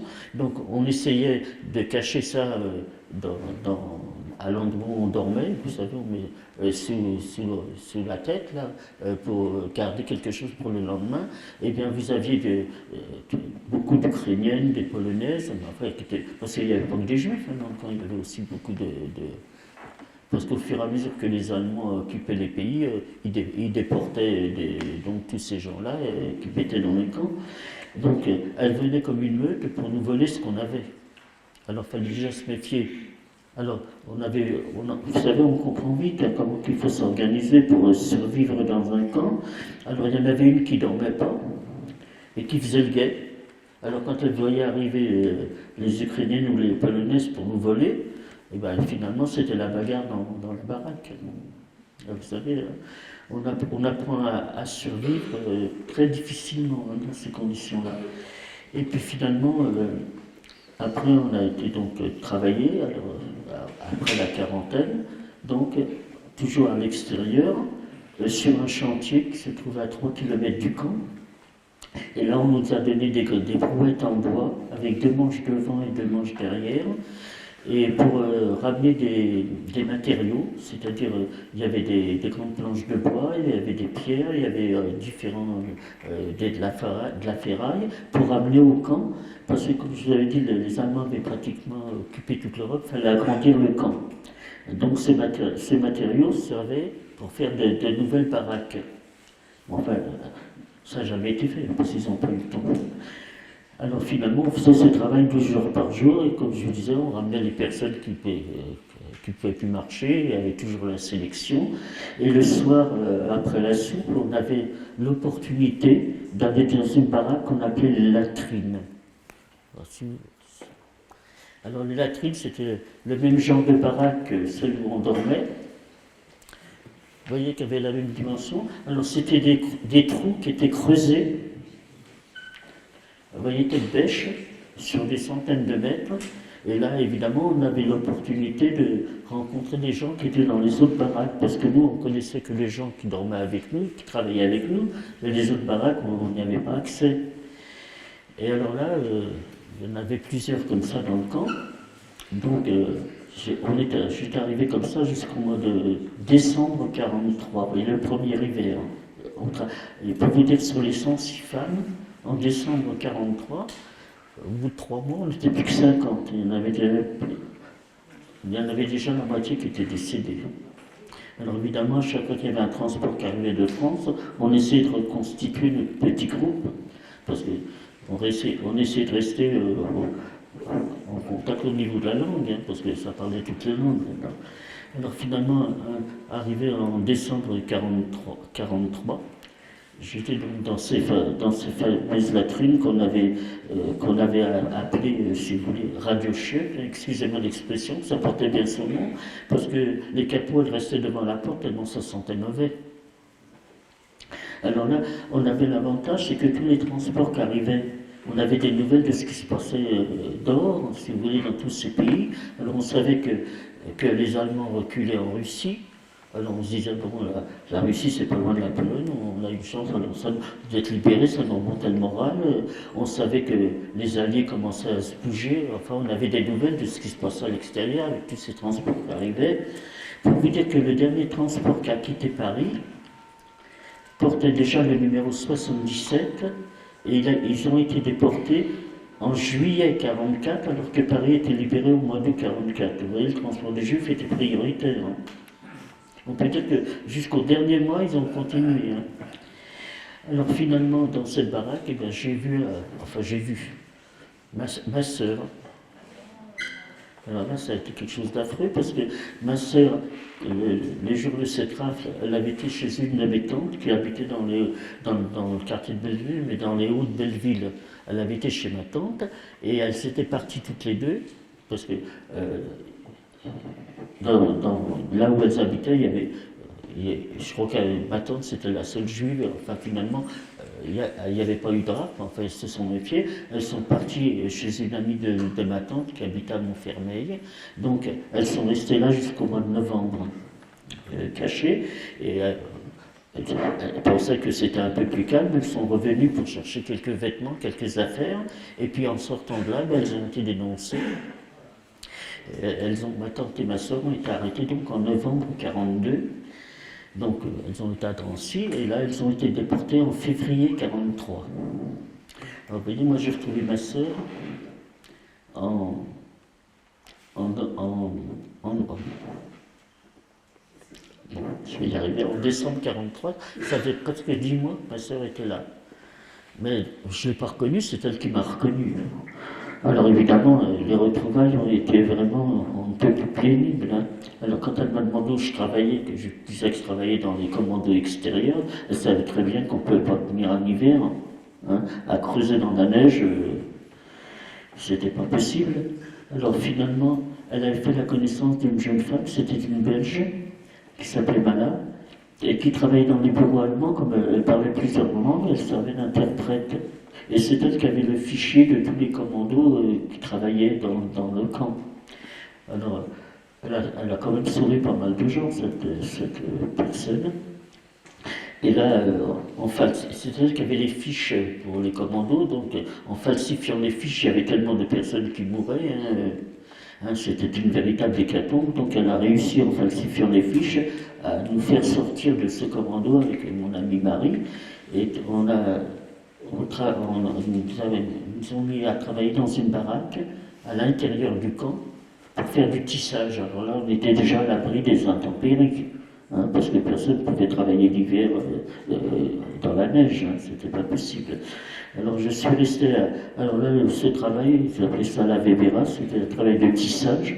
Alors ils nous fournissaient des matériaux, des bandes de tissu, des bandes de fil de fer, enfin différents matériaux pour faire des cordages. Alors très serrés, et qu'il fallait qu'on enroule à la fin de la journée, vous savez, les grandes roues qu'on passe sur les chantiers où on met des fils électriques. Alors, on avait comme objectif de faire entre 12 et 15 mètres par jour de cordage comme ça. Alors évidemment, 12 heures debout, hein, sans manger, sans rien, vous savez, c'était assez difficile. Alors, il y avait beaucoup de femmes qui s'écroulaient de rester debout comme ça. Alors, les capots venaient vérifier si on avait fait l'objectif. Et celles qui ne l'avaient pas fait, elles les faisaient sortir, elles leur faisaient faire des pompes dans la neige, comme punition. Vous savez, il y en a beaucoup qui ne se relevaient pas. Hein. Alors, j'ai effectué ce travail jusqu'en février, début mars 1944. Et là, ils nous ont fait sortir. Alors là, évidemment, en mars, il y avait déjà un petit peu moins d'intempéries, mais enfin, il faisait encore très froid. Et là, ils nous ont fait retirer, vous savez, les rails, quand on est arrivé à 3 km du camp, ils nous ont fait retirer les rails pour les mettre devant le camp de Birkenau. Et les rails devaient arriver jusque devant les crématoires. Comme ça, ça leur évitait le transport par camion. Et ça a été pour les premières déportées qui arrivaient de Hongrie. Donc, à partir de mars 1944. Alors là, on a travaillé pendant un mois à démonter ces rails. Alors, vous voyez dans quel état on était quand on rentrait. Puis ensuite, on retournait à l'intérieur du camp. On était remplacé par d'autres qui ont fini le travail de mettre ces rails jusque devant le crématoire. Alors ça nous a fait... La baraque où j'étais, moi, c'était tout au fond du camp.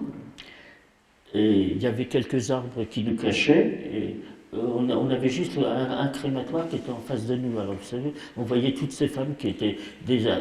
On disait, comme d'habitude, qu'elles se déshabillaient, qu'elles allaient prendre une douche. Alors elles étaient là, toutes nues, avec leurs bébés, leurs enfants qui s'accrochaient après elles, leurs bébés dans les bras, qui attendaient patiemment pour aller à la douche. On ne pouvait rien dire. Hein. Alors, vous savez, on en a vu défiler. Ça a été une véritable hécatombe, le transport de ces Hongroises. Et puis finalement, on est arrivé au début, fin mars, début avril 1944. Le matin, quand l'appel était terminé, avant d'aller au travail, on avait 5 ou 10 minutes où on était un peu livrés à nous-mêmes, donc j'allais voir ma sœur, parce que comme elle travaillait dans l'atelier de couture, on n'était pas dans, chaque commando avait sa baraque, donc on ne dormait pas dans la même baraque. Et tous les matins, pendant 5 minutes, j'allais voir ma sœur, que je voyais dépérir de jour en jour. Et puis là, je suis arrivé, là, ce jour-là, ma sœur n'était pas là. Alors j'ai demandé aux autres femmes, je lui ai dit, où elle est ma sœur? Alors ils m'ont dit, elle n'a pas pu se lever, elle a été envoyée à l'infirmerie. Alors ça, l'infirmerie, c'était vraiment l'antichambre de la mort.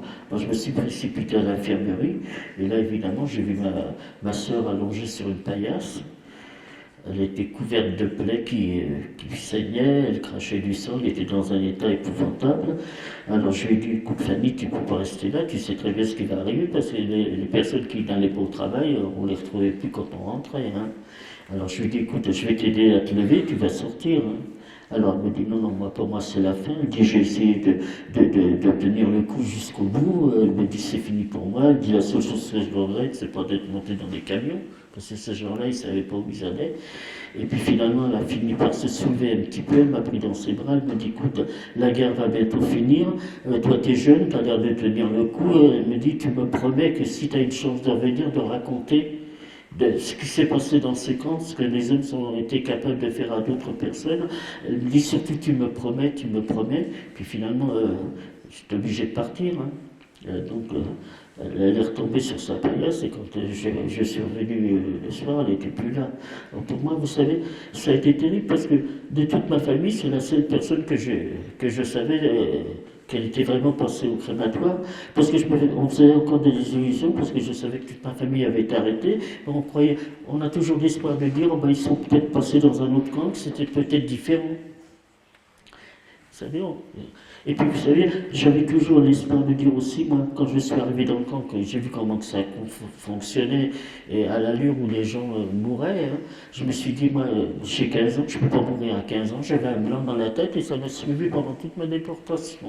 Alors, avec toujours cette idée, je ne peux pas mourir à 15 ans. Vous savez, quand on a une idée fixe, hein, on s'y tient. Et puis finalement, on s'installe dans l'horreur du quotidien, et on est resté dans le camp avec Marie. Alors évidemment, au fur et à mesure, les transports arrivaient à partir de 44, de la moitié du mois d'avril 44, les gens restaient très peu, parce que comme les Allemands évidemment reculaient de partout, ils avaient besoin de la main-d'œuvre pour aller travailler dans les usines d'armement. Alors ils avaient mobilisé tous les Allemands disponibles qui travaillaient dans les usines pour les envoyer sur le front, et ils venaient dans les camps chercher de la main-d'œuvre pour remplacer, pour travailler dans les usines d'armement. Alors tous les transports qui arrivaient à partir de la mi-44 restaient très peu de temps à Birkenau et étaient envoyés dans les usines d'armement. Alors évidemment, là, c'est un peu privilégié parce que dans les usines d'armement, disons qu'il n'y avait pas les SS qui les gardaient, c'était comment ça s'appelle, les contremaîtres, c'était des civils, donc évidemment, ceux qui ont eu de la chance de quitter Auschwitz à ce moment-là, il y a eu, disons que les survivantes qui sont venues, c'est ces gens qui sont arrivés à partir de 1944, qui ont été envoyés dans des usines d'armement. Et nous, on est resté là avec Marie jusqu'à la fin. On est resté là jusqu'au 17 janvier 1945. Moi, j'ai passé 2 hivers. J'ai passé pratiquement 16 mois à Birkenau. Alors qu'on nous avait dit que l'espérance de vie était de quelques semaines. Enfin, finalement, on n'était plus toutes les deux, déjà à l'époque. Et là, quand je suis revenu, alors, le matin du 17 janvier 1945, on a eu un appel, toujours pareil, avec les capots qui nous ont fait sortir, en disant « Prenez vos couvertures, prenez vos affaires, on évacue le camp. » On évacue le camp. Vous savez pas ce que ça voulait dire. Alors, évidemment, tout le monde s'est levé, alors même les femmes, alors ils ont dit « Tout le monde doit sortir du camp, ceux qui ne pourront pas sortir, le camp va être miné. Hein, il ne faut pas laisser de survivants. » Alors, tout le monde s'est traîné pour sortir. Et puis là, évidemment, on est parti. Vous voyez, on nous avait dit qu'on était rentré par la porte, mais comme on sortirait par la cheminée, là, on est sorti par le grand portail. Alors, j'ai écrit quelques lignes là, pour vous parler de cette fameuse marche qu'on a appelée la marche de la mort. Alors, vous voyez, quand on a passé déjà 16 mois à Birkenau, dans quel état on pouvait être pour effectuer cette marche. Il faut vous dire que ce jour-là, il y a 58 000 déportés qui ont été mis sur les routes de tous les camps annexes qui étaient en Pologne.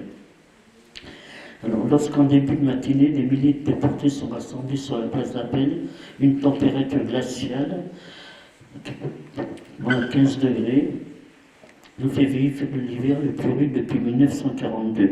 Depuis une heure environ, des dizaines de capos courent dans tous les sens, d'un bloc à l'autre, avec sifflets et matraques pour nous pousser dehors. Nous étions autorisés à nous munir d'une couverture. La longue colonne s'ébranle vers le portail de sortie. La plupart d'entre nous se taisent, il fait trop froid pour parler, de toute façon que dire. Nous franchissons donc le grand portail, encadré par les SS, le fusil en bandoulière. Une cruelle et mortelle aventure commence. Nous marchons voûtés en raison du vent, et serrés les unes contre les autres. La marche de la mort justifie bien son nom. La colonne qui s'étire probablement sur des centaines de kilomètres avance sous les ordres des SS. La nuit tombe vite. Cette première journée, ni nourriture ni boisson. Nous arrivons dans un village, les SS nous poussent brutalement dans une grange où nous sommes littéralement entassés les unes sur les autres. Après quelques courtes heures de sommeil, alors que le jour n'est pas encore levé, les gardiens nous expulsent de la grange pour reformer la colonne. De nombreuses camarades ne s'en sortiront pas, elles sont mortes dans la nuit. Le froid reste très vif, la neige est toujours présente, gelée et glissante. Il faut rester debout et marcher. Je me serre contre mon ami Marie pour garder mon équilibre. Nombreux sont celles qui, à la traîne, à bout de force, s'écroulent sur la route. Elles sont vite repérées et achevées d'une balle dans la nuque. Nous traînons les pieds de jour en jour, fatigués, frigorifiés, affamés. Après ces longues journées, nous arrivons dans une gare de marchandises où nous attendaient quelques wagons découverts. Enfin, nous pouvons nous asseoir, serrés les unes contre les autres. Et au bout de ce trajet mortel, nous arrivons au camp de Bergen-Belsen. Nous découvrons avec horreur les montagnes de cadavres couverts de neige, mais qu'importe, nous avons cessé de marcher, après nous être traînés sur cette route qui n'en finissait pas. Nous sommes mariés, moi vivante, mais des centaines, voire des milliers manquent à l'appel. Notre marche s'arrête ici, mais pas notre calvaire qui continuera jusqu'au camp de Mauthausen, en Autriche, le 5 mai 1945. Nous sommes donc arrivés dans ce camp de Bergen-Belsen, qui était un véritable mouroir à ciel ouvert. Les baraques étaient remplies de cadavres que les Allemands n'évacuaient même plus. Alors là, on était couchés dans la neige. Alors, pour vous dire, il y avait des épidémies de typhus, et ces femmes que je vous disais qui avaient été prisonnières de guerre ont quand même finalement été quand même déportées au camp de Bergen-Belsen avec leurs enfants, mais elles ont été déportées comme otages. Donc, alors, le camp de Bergen-Belsen était divisé par catégories, donc des gens qui étaient là comme otages. Mais alors, c'était vraiment, on sentait que c'était vraiment la fin, puisque, vous dire, on a évacué le camp le 17 janvier 1945, et il y a un petit contingent de Russes qui sont arrivés tout à fait par hasard, hein, et qu'on libérait le camp le 27 janvier, 10 jours après. Donc, pour vous dire que ceux qui ont eu de la chance de rester au camp, les grabataires qui ne pouvaient pas suivre cette marche, ben, ils ont été libérés à ce moment-là. Hein, si on était resté sur place, on aurait au moins gagné 6 mois de liberté. Enfin, finalement, on est resté très peu de temps dans le camp de Bergen-Belsen, parce que vous aviez encore des entreprises allemandes qui venaient chercher de la main-d'œuvre. Alors, on a été sélectionné une centaine de femmes pour aller travailler donc, dans ces usines d'armement. Alors là, ils nous ont mis de nouveau dans des wagons à bestiaux. Alors là, ça a été catastrophique parce que, comme je l'ai dit, les Russes sont arrivés donc au camp en Pologne le 27 janvier. Donc ils avançaient. Et alors finalement, ils nous ont mis dans des wagons à bestiaux. Les Russes bombardaient les rails d'un côté. Les Alliés bombardaient de l'autre côté. Nous, on était enfermés dans ces wagons à bestiaux en nous disant pourvu que ça ne nous tombe pas dessus. Parce qu'on sentait que c'était la fin de la guerre et on était quand même enfermés. Alors évidemment, ils nous ont mis sur des voies de garage le temps qu'ils réparent les rails. Et puis quand les rails étaient réparés, ben on est reparti. On est arrivé au bout de 3 jours au camp de Flossenburg, dans le sud de l'Allemagne. Alors le camp de Flossenburg, là, on nous a mis dans un petit camp annexe, aussi dans des baraques, sur des chalets comme ça, mais on n'a jamais été travaillé parce que toutes les usines étaient bombardées, hein, il n'y avait plus rien. Hein. Alors on est resté bloqué dans ce camp, à faire des corvées à l'intérieur du camp. Et là, arrivé fin mars, oui, au milieu du mois d'avril, alors que tous les camps avaient déjà été libérés. À partir du 15 avril, tous les camps avaient été libérés. Pour vous dire, ce camp de Bergen-Belsen a été libéré par les Anglais. Et quand ils sont arrivés, qu'ils ont vu dans quel état était le camp, évidemment, ils ont sorti les survivants qu'ils ont pu. Ils ont été obligés de passer le camp lance-flammes pour éviter les épidémies, pour vous dire dans quel état était ce camp de Bergen-Belsen. Alors finalement, on est resté bloqué dans le camp de Flossenbourg jusqu'à la mi-avril 1945, alors que tous les camps étaient libérés pratiquement. Et là, ils ont quand même encore trouvé un train. Vous voyez, comme je vous ai dit, le convoi des Juifs était prioritaire. Et là, alors ça a été... Donc on était, je sais pas, une centaine de femmes seulement là au camp de Flossenbourg. Donc on a voyagé, le train s'arrêtait, parce que les lignes de chemin de fer étaient bombardées. Le train s'arrêtait, ils ouvraient les portes, on était obligés de sortir les personnes qui étaient mortes pendant ces transports. Et puis finalement, de temps en temps, ils nous donnaient une tranche de pain, ils nous apportaient un petit peu d'eau, le train repartait, et à un moment, on est arrivé jusqu'en Tchécoslovaquie. Là, le train s'est arrêté, les portes se sont ouvertes, et là, c'était plus les SS que nous gardaient, c'était des Allemands qui s'avaient réquisitionnés pour nous garder à la place des SS. Et là, on a vu arriver des civils. C'était les Tchèques qui devaient habiter pas loin de cette gare de triage, et il y avait des dizaines et des dizaines de wagons ouverts avec des cadavres dedans qui étaient restés à l'abandon. Là. Alors quand ces gens ont vu qu'il y avait quand même encore des gens qui étaient vivants, ils ont demandé l'autorisation à ces Allemands de s'ils pouvaient nous porter un peu de nourriture. Alors le temps qu'on a été bloqué en Tchécoslovaquie, donc on a quand même eu un peu de nourriture, et puis ensuite le train est reparti, nous sommes arrivés à Mauthausen en Autriche.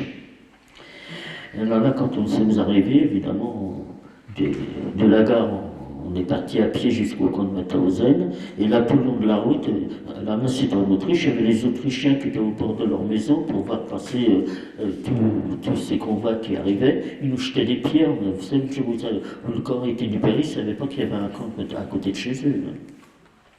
Alors là, on est arrivé au camp de Mauthausen, on nous a mis sur la place d'appel, en disant, vous vous déshabillez, vous allez prendre une douche. Alors là, on s'est regardé, on a dit, bon, la douche, on connaît.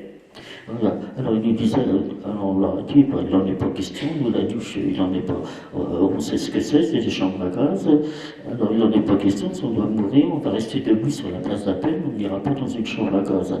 Alors ils essaient de parlementer, en disant, mais c'est des vraies chambres, c'est des vraies douches, vous êtes couverts de vermine, il y a des épidémies de typhus, il faut absolument aller aux douches. Alors on n'a pas cédé, on est resté debout. On est resté debout comme ça pendant des heures. Et puis quand ils ont vu qu'on ne bougeait pas, ils nous ont propulsés en contrebas du camp de Mauthausen où il y avait 2 baraques. D'ailleurs, on a été le seul transport de femmes arrivé au camp de Mauthausen. Il n'y avait jamais eu de femme qui était arrivée là-bas. Alors finalement, ils nous ont propulsés dans ces 2 baraques. Donc on était 50 par baraque. Et tous les matins, on avait l'appel comme d'habitude. Alors là, c'était déjà...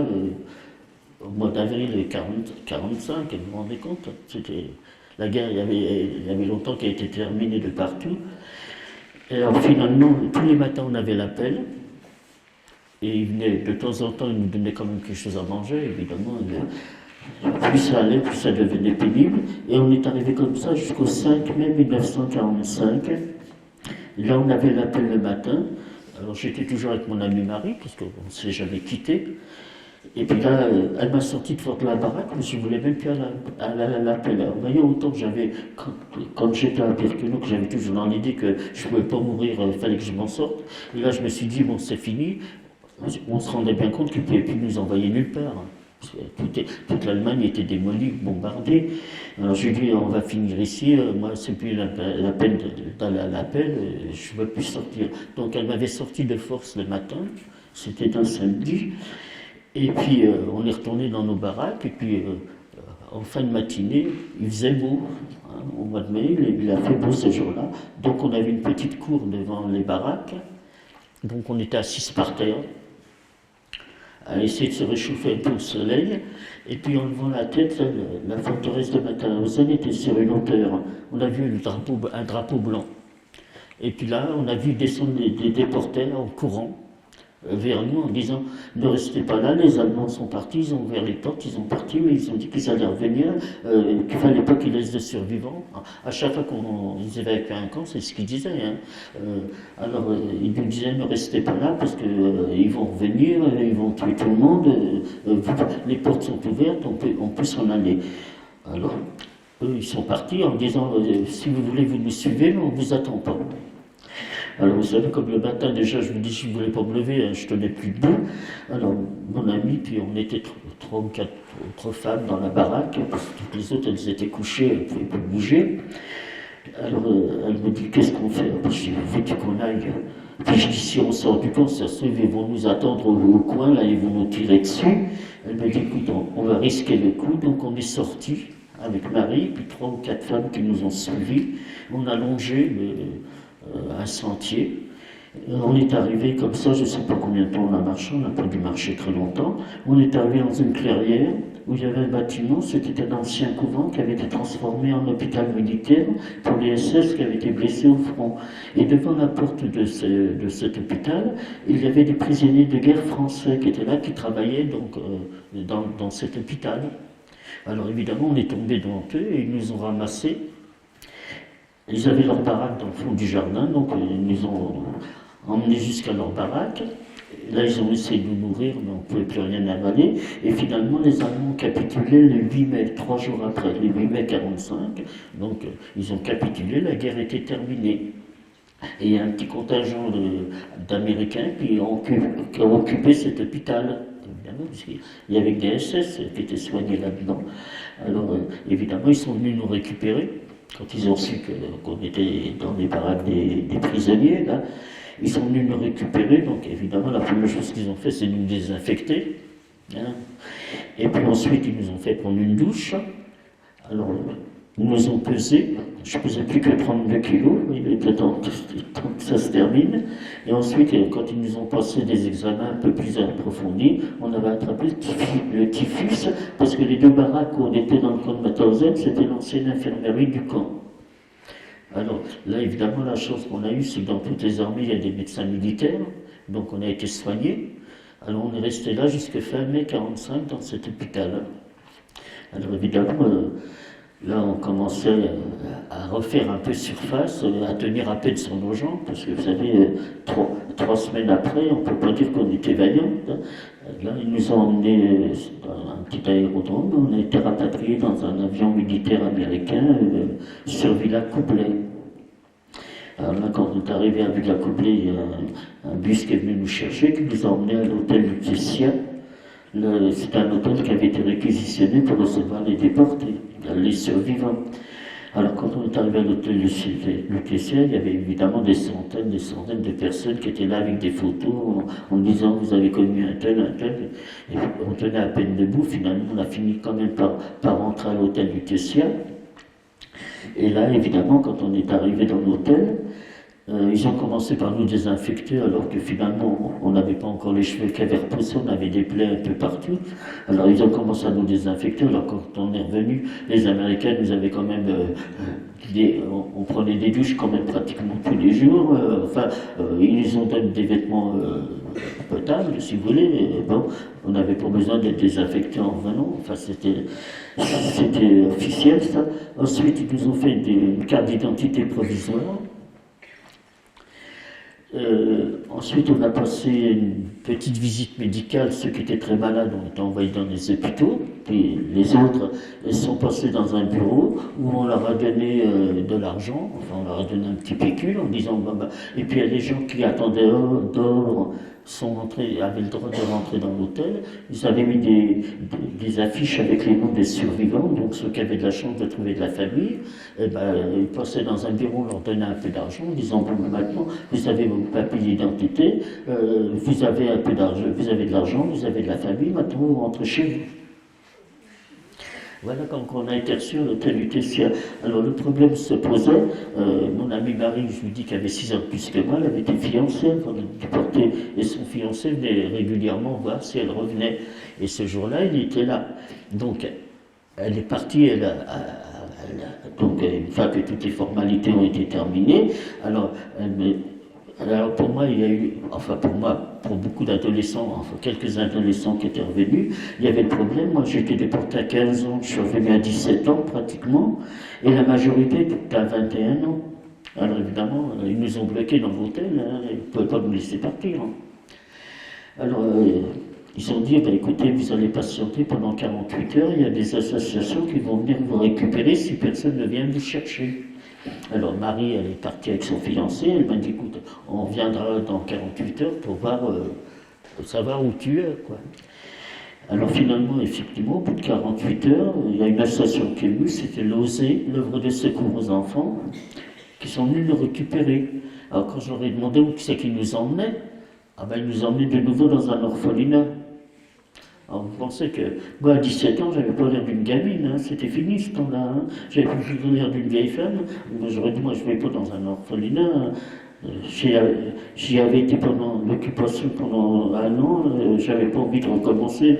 Et puis évidemment, ils avaient des enfants, vous savez, qu'ils avaient récupérés à la libération, parce que quand on est arrivé, la France, ça faisait un an qu'elle était libérée. Donc ces enfants avaient été, de nouveau, les parents n'étaient pas revenus dans les orphelinats. Alors on avait dit, maintenant la guerre est finie, vos parents vont revenir, vous allez rentrer chez vous. Je ne me voyais pas vivre dans cet environnement, donc je n'ai pas voulu les suivre. Effectivement, après Marie, elle est venue, comme elle avait dit 48 heures après, quand elle a vu que j'étais là, vous savez, j'aurais pu sortir de l'hôtel, hein, on n'était pas prisonniers. Hein. Si j'avais voulu sortir et savoir où aller, j'aurais pu sortir. Donc elle m'a dit, bon, tu viens avec nous. Son fiancé avait un studio à Saint-Ouen, donc on s'est installés toutes les deux. Lui, il est parti chez ses parents. Et puis on est resté là pendant 8 jours à se lamenter toutes les deux en disant, tu te rends compte d'un accueil qu'on a eu, parce qu'à l'époque, il n'y avait pas de, comment on appelle ça, les trucs psychologiques, vous savez, quand il y a des petits événements pour vous dire comment il faut vous comporter, ça n'existait pas à l'époque. Hein. Alors finalement, on est resté 8 jours comme ça, tu te rends compte, là, on ne s'attendait pas du tout à cette indifférence. Hein. Alors finalement, je lui ai dit, écoute, maintenant on tenait quand même debout.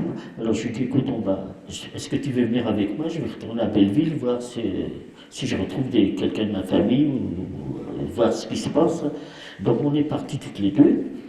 Alors quand on est arrivé dans le quartier où j'habitais, évidemment, vous savez, les cheveux n'avaient pas encore repoussé, puis on avait peut-être pris toutes les deux peut-être 1 ou 2 kilos, mais pas plus, hein, parce qu'en si peu de temps, alors évidemment, comme la France, ça faisait un an qu'elle était libérée, des femmes rasées, on n'en voyait plus. Hein.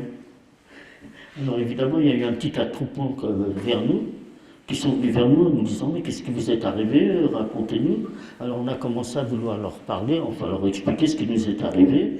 Alors on lisait l'incrédulité dans leurs yeux, en disant, alors ils ont commencé à dire, vous êtes devenus folles, vous racontez n'importe quoi, c'est pas possible, ça n'a pas pu exister, mais enfin ça a été quelque chose d'affreux, vous savez.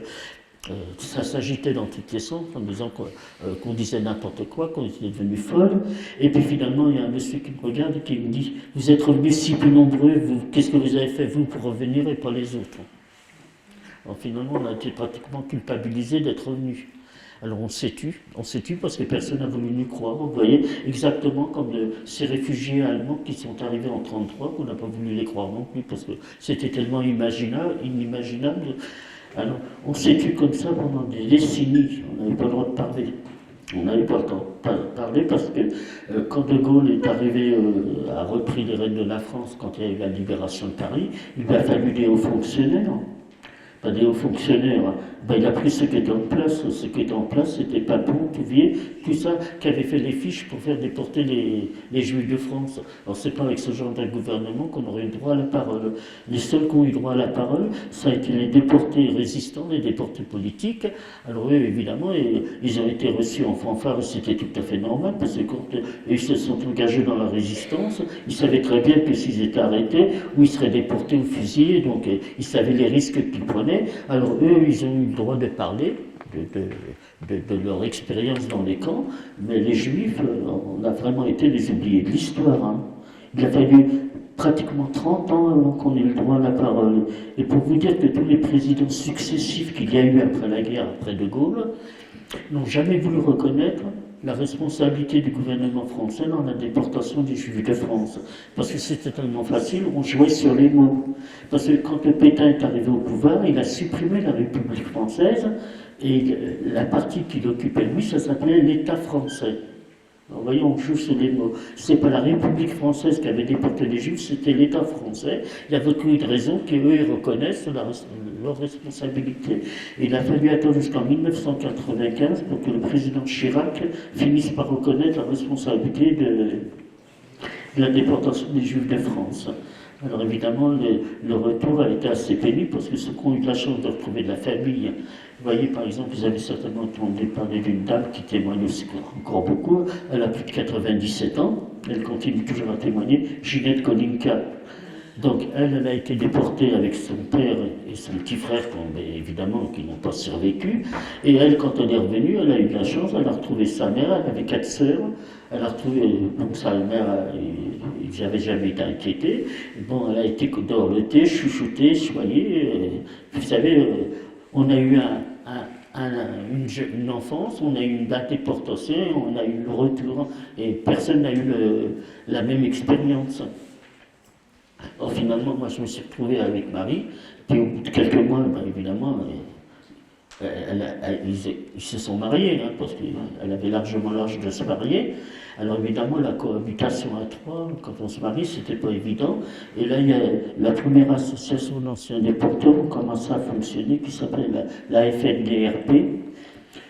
Donc, ils ont ouvert donc ils ont commencé à fonctionner à partir de 1945 quand les déportés. Alors ça s'appelait l'amicale d'Auschwitz. Il y avait un petit bureau là. Donc chaque camp avait son petit bureau si vous voulez. Alors j'ai été les trouver et puis ils avaient ouvert aussi un dispensaire parce qu'évidemment quand on est revenu on avait quand même pas mal de pathologies. On n'est pas revenu indemne. Alors finalement j'ai été les trouver en leur expliquant ma situation, que je ne savais pas où aller, parce que quand je suis arrivé à Belleville, ce fameux jour là où on a eu cette fameuse discussion avec tous ces gens, je suis quand même monté à l'appartement de mes parents. Là j'ai sonné, il n'y avait plus de scellés, il y a un monsieur qui est venu m'ouvrir, il m'a dit c'est pourquoi. Alors j'ai dit, c'était le logement de mes parents. Alors il m'a dit, vous savez, nous on est des réfugiés de Normandie, ça avait été bombardé, donc tous ces réfugiés avaient été ramenés sur Paris, et puis on leur avait donné le logement des Juifs qui avaient été déportés. Alors évidemment, il m'a dit, vous savez, nous on n'est pas responsables, vous voulez que j'aille, j'ai 4 enfants. Alors j'ai dit, écoutez, vous inquiétez pas, moi j'ai pas du tout l'intention de revenir ici, vous pouvez rester. Et il faut vous dire qu'à l'époque, pour récupérer les appartements, il fallait faire des procès. Alors, vous savez, dans l'état où j'étais, pour aller faire des procès à des gens qui n'y étaient pour rien, puis que j'avais jamais eu. Si j'avais retrouvé quelqu'un, je serais peut-être resté là, et encore, je ne suis pas certaine. Et alors là, évidemment, alors quand j'ai été les trouver à l'association, à l'amicale d'Auschwitz, on m'a dit que je ne savais pas où aller. Alors là, ils m'ont trouvé un petit studio dans le 11e arrondissement, en me disant, maintenant, écoute, alors ils m'ont donné un peu d'argent, bien sûr, je n'en avais pas, et puis ils m'ont dit, maintenant, il faut chercher du travail. Hein. Alors, évidemment, vous savez, quand vous avez quitté l'école à 12 ans, et que je l'ai présenté, vous savez, dans l'état physique et psychologique où j'étais, je ne voyais pas que... quand je me présentais, je devais quand même pas avoir un physique très, très abordable. Alors évidemment, on me demandait des références. Qu'est-ce que vous voulez donner comme référence quand vous avez quitté l'école à 12 ans? Alors évidemment, j'ai commencé à chercher, puis après je me suis découragé. Vous voyez, dans le camp de Birkenau, vous avez beaucoup de femmes qui se suicidaient, hein, qui ne pouvaient pas supporter. Moi, ça m'était jamais bien l'idée, puisque je vous avais dit, un blanc dans la tête, il fallait que je revienne. Et j'étais revenu, et puis j'avais plus rien. Plus de projet, je vous dis dans l'indifférence totale. Alors finalement, on allait régulièrement dans le dispensaire qu'ils avaient ouvert, à l'amicale d'Auschwitz. Alors évidemment, pour nous faire dormir dans l'état où on était, ils nous donnaient des cachets, des tranquillisants. Et puis un soir, vous savez, là j'ai baissé les bras, chose que j'avais jamais voulu faire à Auschwitz. Hein. J'ai avalé ma boîte de cachets, je me suis retrouvé dans un hôpital. J'y suis resté 6 mois. Oui, j'ai eu un retour glorieux. Hein. J'y suis resté 6 mois, alors, vous savez, on refait surface, et quand je me suis rendu compte où j'étais, je me suis dit, mais c'était un hôpital psychiatrique. Alors je me suis dit, mais je vais devenir folle, c'est pas possible. Puis on replonge, et puis finalement, il faut croire que le traitement finit par faire de l'effet. Au bout de 6 mois, je suis ressorti. Alors à l'amicale, évidemment, ils venaient régulièrement. Ils avaient continué à payer le petit loyer que j'avais dans ce petit studio. Et là, ils m'ont dit, écoute, maintenant tu vas mieux, hein, ça va, t'arrêtes tes bêtises, on va te donner encore un peu d'argent, mais maintenant tu cherches du travail sérieusement. Alors j'ai commencé à refaire les petites annonces. À chaque fois que je me présentais, évidemment, on me demandait des références, je ne pouvais pas en donner. Puis un jour, j'ai trouvé une annonce dans un magasin de couture, ils demandaient une vendeuse confirmée. Je dis, je vais toujours risquer. Alors je me suis présenté. Alors évidemment, pareil, il me demande des références. Je lui ai dit, écoutez, j'en ai pas de référence. Alors il me dit, bah, qu'est-ce que vous êtes venu faire? Alors j'ai commencé par lui expliquer quand même, très sobrement, ce qui m'est arrivé. Alors il m'a dit, écoutez, moi je peux rien faire, moi je suis la première vendeuse, je ne peux pas prendre l'initiative. Elle me dit, je vais en parler à la direction, si vous voulez revenir demain, je vais voir avec eux. Alors je suis revenu le lendemain, elle me dit, écoutez, ils vont vous prendre une semaine à l'essai, est-ce que vous pouvez faire de la manutention?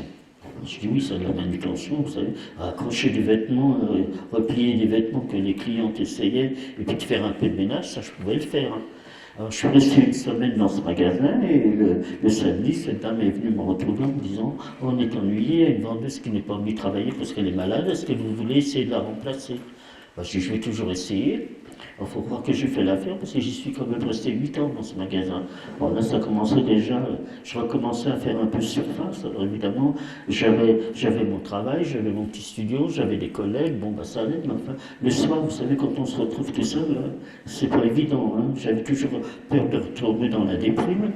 Alors finalement, je prenais sur moi, et puis j'avais fait la connaissance d'une vendeuse avec qui j'avais sympathisé, et arrivé fin juillet, elle me dit tu pars en vacances? Moi, oui. Moi, je dis non, ça va, on n'avait pas des pays mirobolantes à l'époque.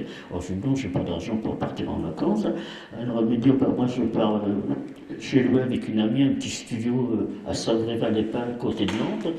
Elle me dit, je pars avec elle. Et puis quelques jours après, elle vient me retrouver, je suis embêté parce que mon amie, elle me fait faux bon, puis moi toute seule, je ne peux pas payer le loyer. Elle me dit, est-ce que tu viendras avec moi? Ben, je dis, pourquoi pas?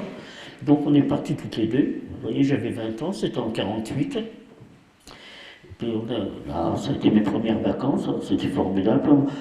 On était sur la plage, on a fait la connaissance d'un groupe de jeunes comme nous, vous voyez, qu'on avait bien sympathisé. Au bout de 15 jours, il y avait un jeune homme qui était dans notre petit groupe, et ben voilà, il était tellement gentil, sympathique, je me suis marié avec lui. Alors je me suis marié, j'ai eu 3 enfants, j'ai 6 petits-enfants, j'ai 6 arrière-petits-enfants. Et vous voyez, quand vous pensez qu'un fou sanguinaire qui a quand même... cette tragédie qui a quand même exterminé 6 millions de juifs, ben pour moi ça a été une revanche sur la vie parce que j'ai quand même réussi à reconstituer toute une famille. Voilà.